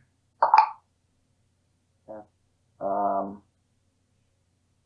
That's 17. 17? Yeah, you focus on the magic that these runes course through your body, and while they shift and ebb and flow the power in your body to certain points to give you better offensive capabilities, this is a different feeling. This is one of defensiveness, almost like there is a point over your left shoulder where the dark arcane energies are built up, almost as if subconsciously they feel an attack incoming, and they've begun to guard you, or you've begun to guard yourself, as you are now one with this power as well, from some kind of incoming attack. And you look over your shoulder. Make me a perception check.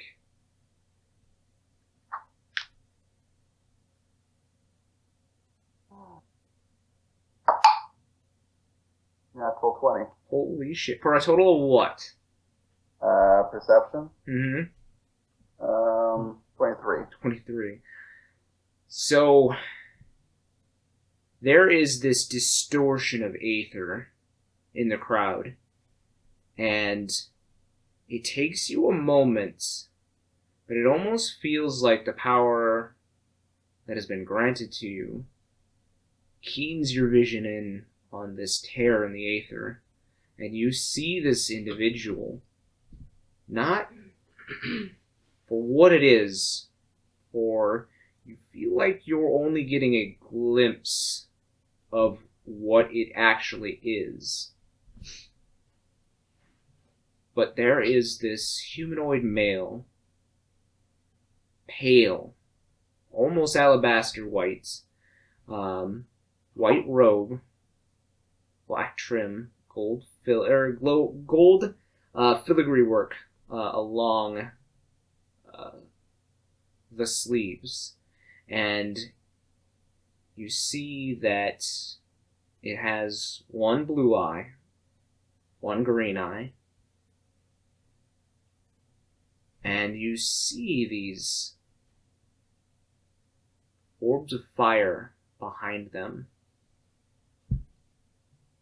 over either shoulder, one red, one blue, and like the arcane energy that it's giving off is making you sick. Like, it is a contrast to the power that you now hold within your body. Stark contrast. And this being is not looking at you. They are staring at Marquies.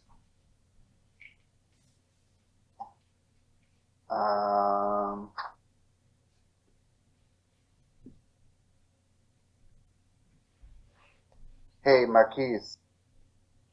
Yes. You wouldn't happen to have been a little freaked out earlier by someone who's creepier than you are? Because I think I see him now.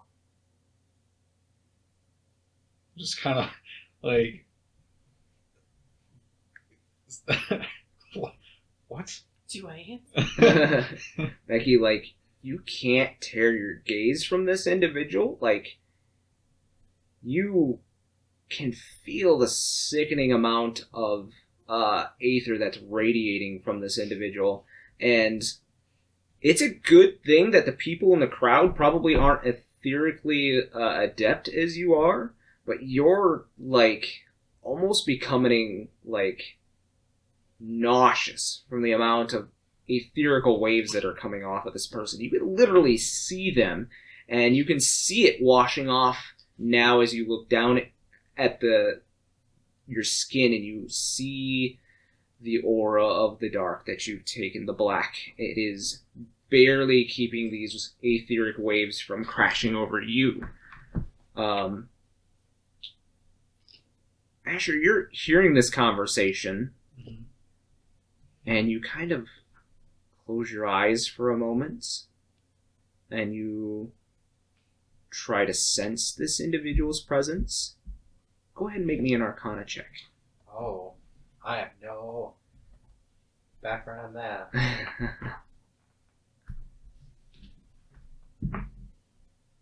14. Still good enough. You can't see this individual, but you can feel this shift in aether, or rather, the shift in the life stream below you. You're in touch with the green word, and you can feel the direction of the soul's pull along the ley lines of the earth, and you feel as though you're close to a pinnacle or a waypoint of the live stream. It's so close, and you look down below you and listen to the green word, and you see the pulsing veins of the earth. They seem to all head into the crowd in front of you, to the direction that Becky is now looking.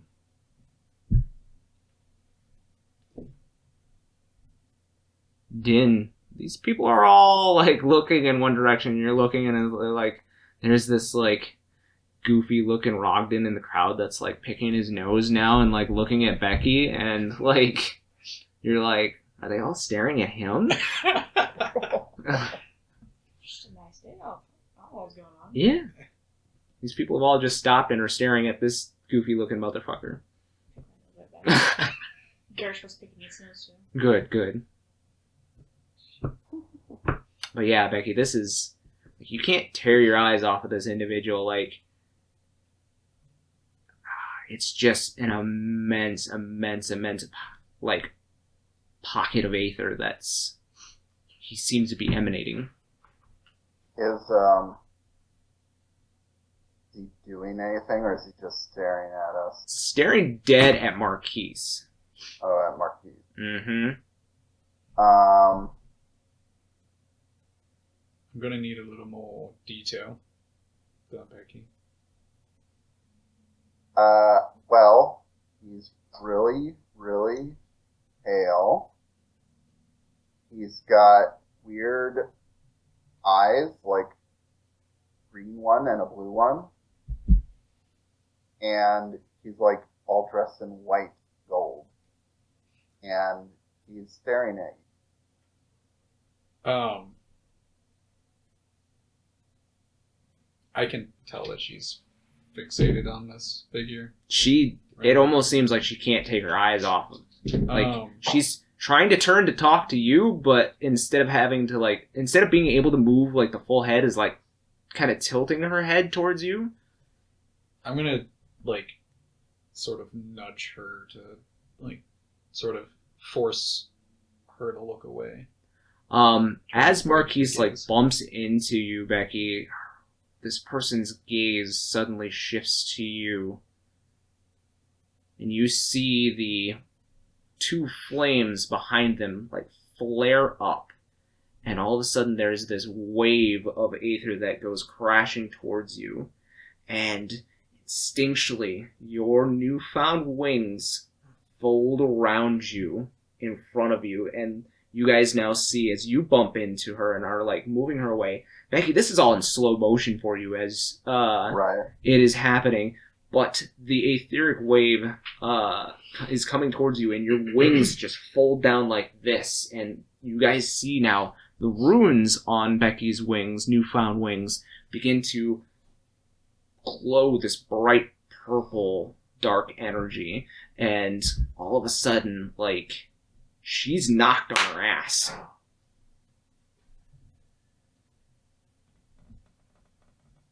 Oh.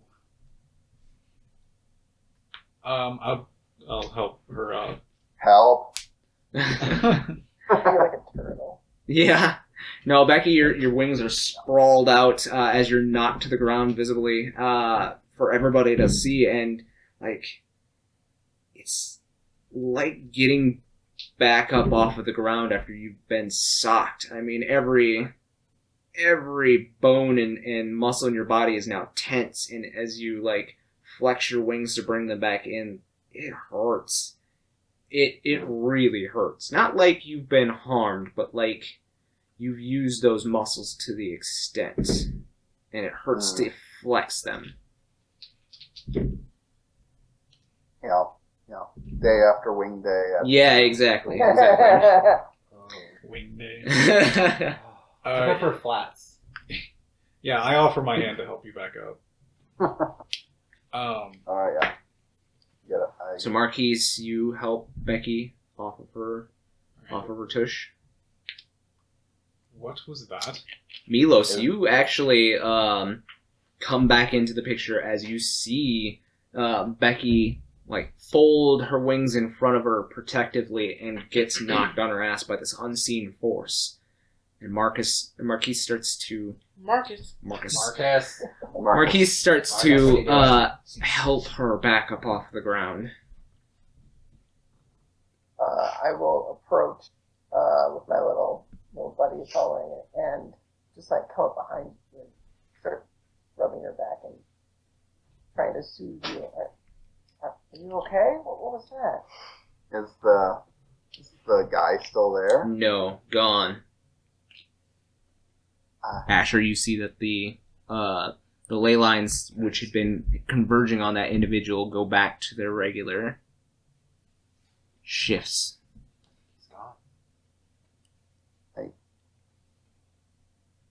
There's a lot that I can't explain, but there was someone standing over there, and I point at the Big guy. Rogden picking his nose, still like trying to pick his nose harder in competition with Din. It was like getting ready to cling it. Not the gross guy, but a different gross guy. And he was pale, and don't ask me how I know this, but I think he's a keeper of the dead.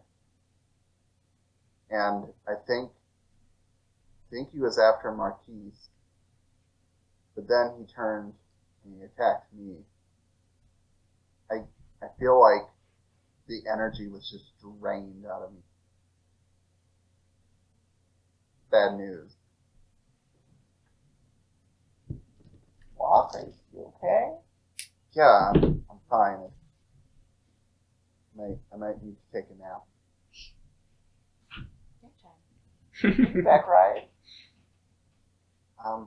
Yeah, actually. That would be great. So you're gonna climb up on Milos? Yeah. It's just now a few minutes until you guys are set to meet at the guard post. So, are you guys gonna head there? Yeah, we can walk and talk, and I can, like, obviously I have a big flute of mane, but I'm going to try and, like, talk up at you, and to the rest of the party and be like, does anyone know what the Keeper of the Dead is? I've never heard of those. Were they like a spooky Grim Reaper type of thing? I don't know what they are. I heard the name in my head, and then I saw the guy, and that's all I know. And then he was staring daggers at Marquies, and then he attacked me. So the mention of the name for them, does that maybe help ring any bells? Go ahead and make me. Let's start with a history check. Asher's read a lot of books. If you want to try to remember anything about Yeah. Keeper of the Dead, yeah. Well, I rolled a nat 20 on the ground, but I don't think that counts. Not on the ground, unfortunately. But I did roll a 21 up here. All right, Marquise. You said history. Yep. I actually rolled decent for a change. All right. Plus 4, 23. 23. So the both of you think back on any kind of history that you can think about, anything that you've read or even heard about a Keeper of the Dead, and there have been lots of people that have been called Keeper of the Dead. Those that watch the entrances to the far planes are known as Keepers of the Dead, but these are all ceremonial positions. Mm-hmm. But those ceremonial positions are all kind of a mock position for the real Keeper of the Dead. So since you guys rolled so high on those, I'll allow you to roll a religion check with advantage. Oh, fuck. Ooh. Where's... Oh, wait. Natural 20. Nice. Asher? Oh, my religion? Yep. 24 total. Starts with an R. That's a 5. 5? Yeah, I mean, you think on the history, and, like, it has to be some kind of, like, something tying to the church, because the church is always tied to those ceremonial positions, but you can't quite think why. Your mom didn't really get too in-depth in that portion of the church, but Marquies, you've studied the church. There's been a morbid curiosity about the Far Plane and its history. You know that this position, these people that watch the Far Plane, as you saw them when you went, are all dressed in these white robes with gold trimmings, and they all carry these scales, and in the scales they have these 2 candles or 2 magical flames, depends on who it is, that are said to weigh the sins and good deeds of those who pass, to see if they are worthy of being passed on to a greater existence, or if they are bound to be rebirthed through the life stream for a second chance. These people, even though the greater overall religion is not practiced here, more so focused on the Aeons, the worship of the 12 is a rarity here, but you know that these priests are usually supposed to be taking on the role of the god Naldal. How you spell? Nald apostrophe Thal. Naldal is actually 2 beings, fused as one sometimes, but always known as Keepers of the Dead. As I said, they weigh the souls of the dead to see if those souls are worthy of moving on to a greater afterlife or being rebirthed through the life stream in an attempt to become worthy of moving on. So, that is what you remember of that. Back at the hut, Ellie. Oh, Lord. And then Marquies found out who the killer was because of a fingernail found on the body. Amazing. This woman, Severus Snape style, rolls up her sleeves, pushes your head back into the book that you have been reading for the better part of this morning. This person that I'm reading about here reminded me of that case, so I wanted to share that story with you. How does the great hero Cecil have anything to do with a detective? Because Marquies is a great hero! His 7th book will be a bestseller. I don't care. I'll get you an autographed copy. Cecil's cool too. He did really like that one chick, didn't he? It's really too bad they're all dead now. Death happens to us all. Yeah, and sometimes they come back alive again.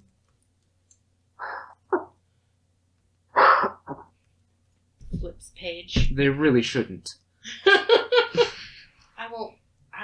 Okay. Do you know why you're studying these heroes of old? Yeah, you told me so that I don't summon a bad one. It's not summoning a bad one. It is, the more you know about these individuals, the greater chance you have of being able to control them. That does make sense, yeah. You have to understand that the visions that we summon, they use the Fireflies as a vessel.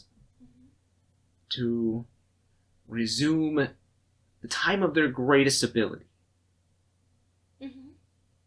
Whatever age they were during that. That makes sense. And some are very powerful. Yes, I've noticed that. And also not helpful or destructive or evil. Yes. And you don't want that destruction to come to you or your friends Yes, or that's the very true. world. I would like to keep all of my friends alive.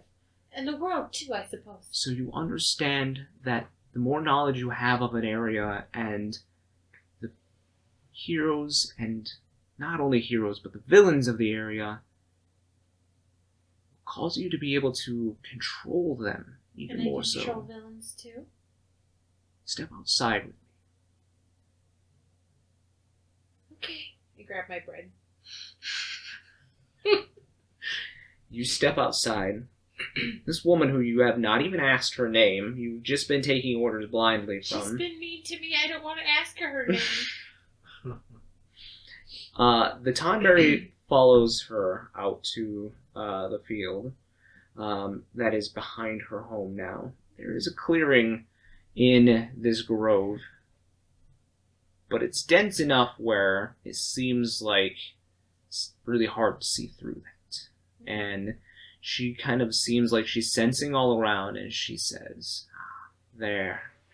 And you see as she starts to gesture and chant like she's about to summon. And you now see that her Tonberry begins to change and take form in the flash of a red light. There is this very tall figure in front of you, dressed in a red cloak with blue spots. His face itself, almost demonic red. Oh, I don't think I've read about him yet. The cloak that seems to be billowing about him is no cloak at all, but is these flames that lick at the ground and start anything that it touches on fire. I grab Poppy and put her in front of my face. And she says, "Do not look away." Oh, I'm a peek. You heard her, Poppy. Don't look away.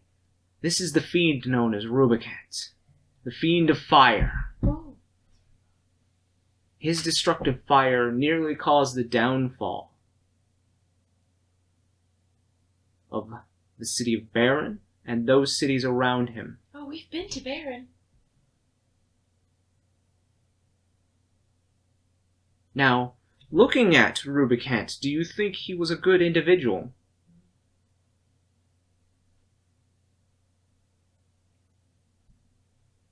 His No. demonic form, bares its fangs at you. His white eyes show through the flames. Wait, you jump back a little and Poppy hisses. No, he's mean. And she just kind of nods, yeah, she's not wrong. And she says, while he was more honorable than the other fiends, he is the very being of fire, of the destructness of fire.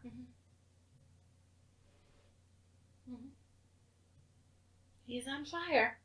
If I were to allow him, and she seems to take a more relaxed stance, and you see this tiny thread of aether begin to catch fire between her and him, and it kind of begins to erupt in fire as it goes along and travels towards her, Oh, that's not good.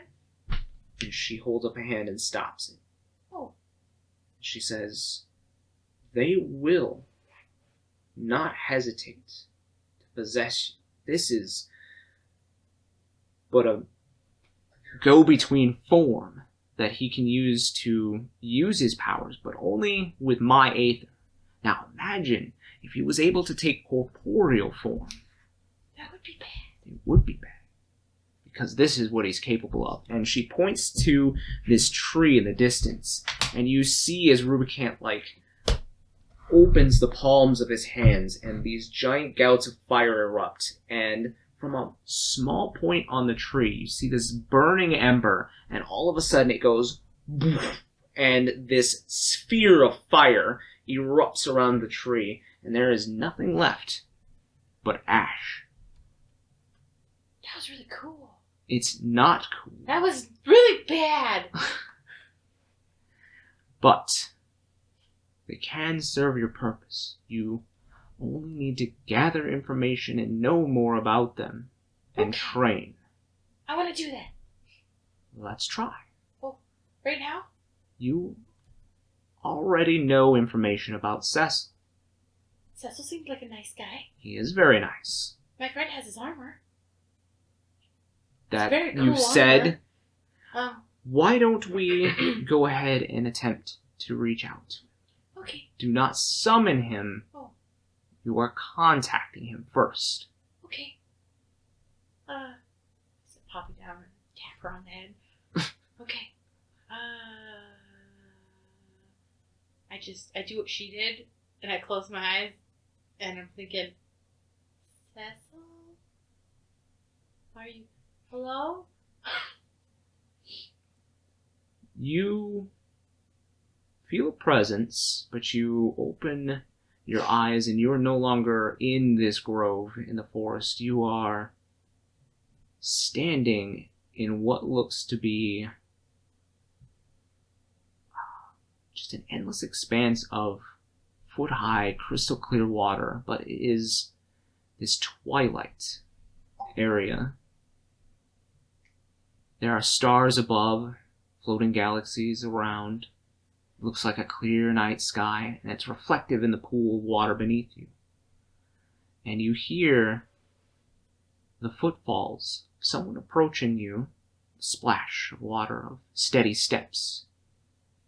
And you see a man in brilliant white armor with blue trimmings and stark white hair approach you. Hello, Cecil. Cecil I've seen you before.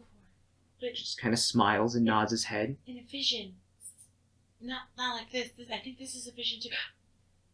Rydia says hello. He just kind of smiles. I told her I'd tell you. Hi. He bows. If I ever need your help to not die, could you help me? Go ahead and make me a persuasion check. Oh, okay. Oh, Lord. Am I persuasive? No. I mean, kind of. I'm cute. Oh my god, I got a natural 20. Gosh, you guys' dice are hot. 23. He kneels down into the water, but what's your passive perception? 17. Not bad. She's very perceptive. She's just nervous. You see the ripple of water flow out from him towards yourself. He's almost glowing in this twilight area. Mm-hmm. You look down at the ripple and you see a reflection in this clear water of yourself.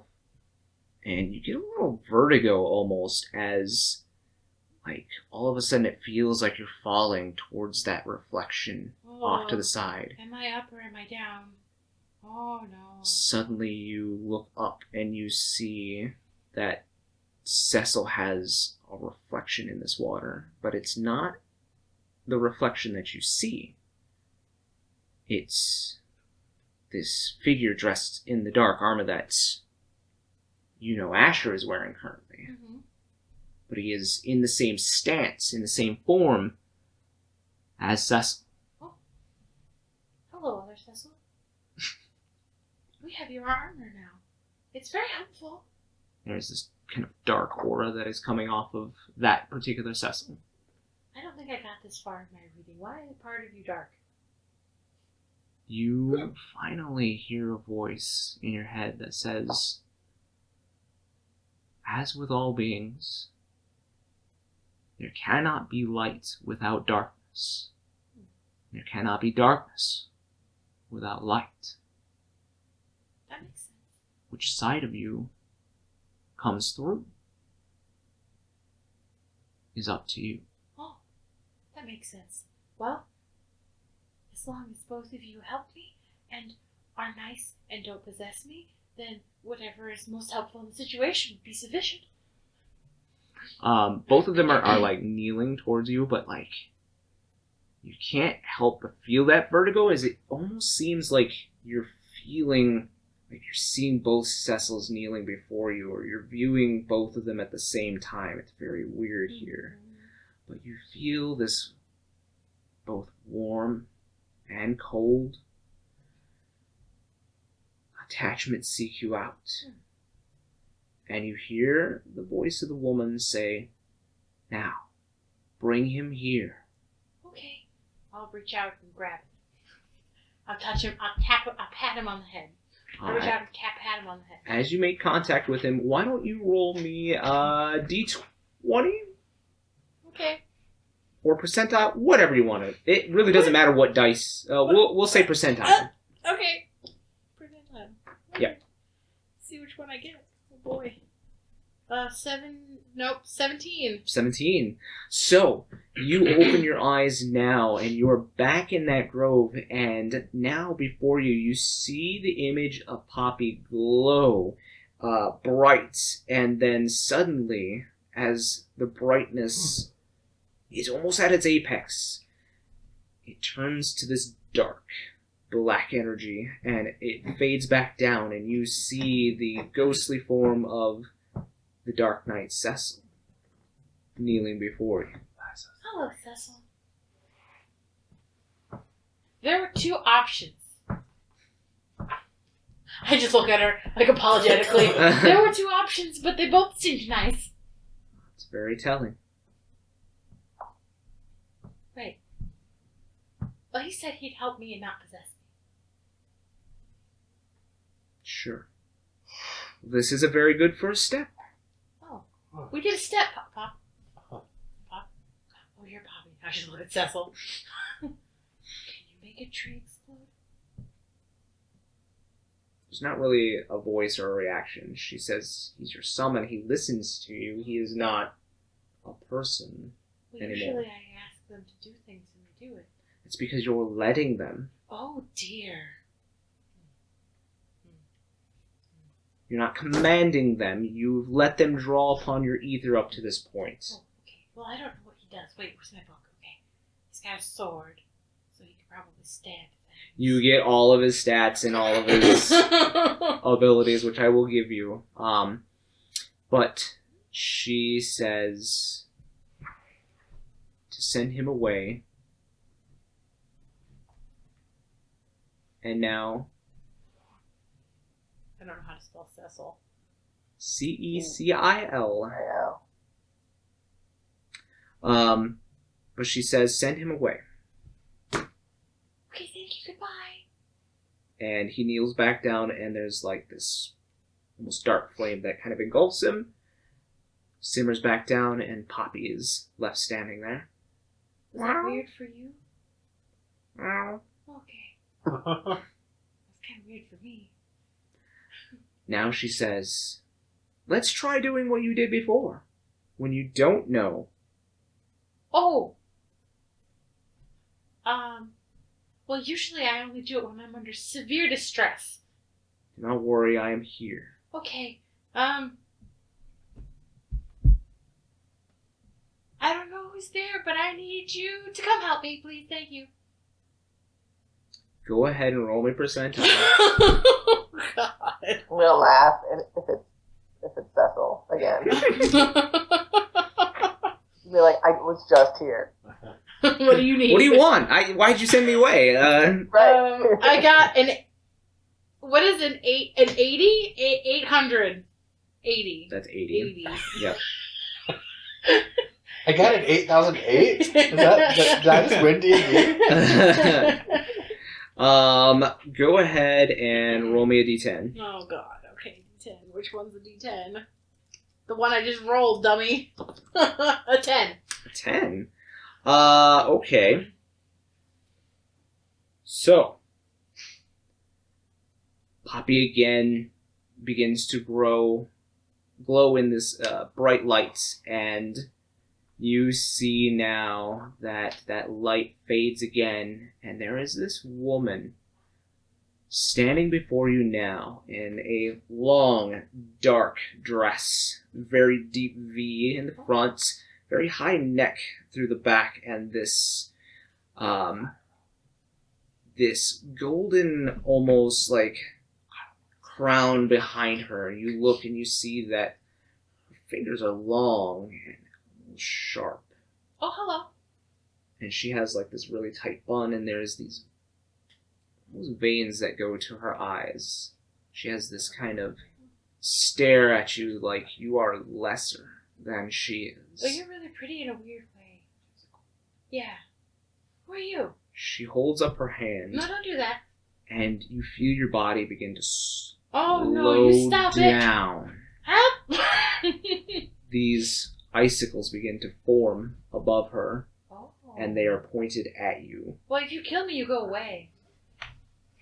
The woman behind you, you see her lash out a tether and drain that energy away. Oh. Suddenly the figure dissipates. Who's that? Not anybody good. Oh, yeah, I got that sense. See, and that's what can happen if you blindly reach out to these visions. Okay, well, I won't do that again. Does it again. We have much to study. Yeah. And that is where we will end this episode. Oh, no. Thank you guys for tuning in. Remember, every Wednesday for the previous Friday's podcast, anywhere where you get your podcasts, make sure to follow us at Campaigns of the Plains. And on YouTube, every Friday, you're going to see our new episodes. So make sure to follow, like, subscribe, tell your friends, tell your family, and we will see you next Friday. Thanks, guys. Better run and tell that. Bye.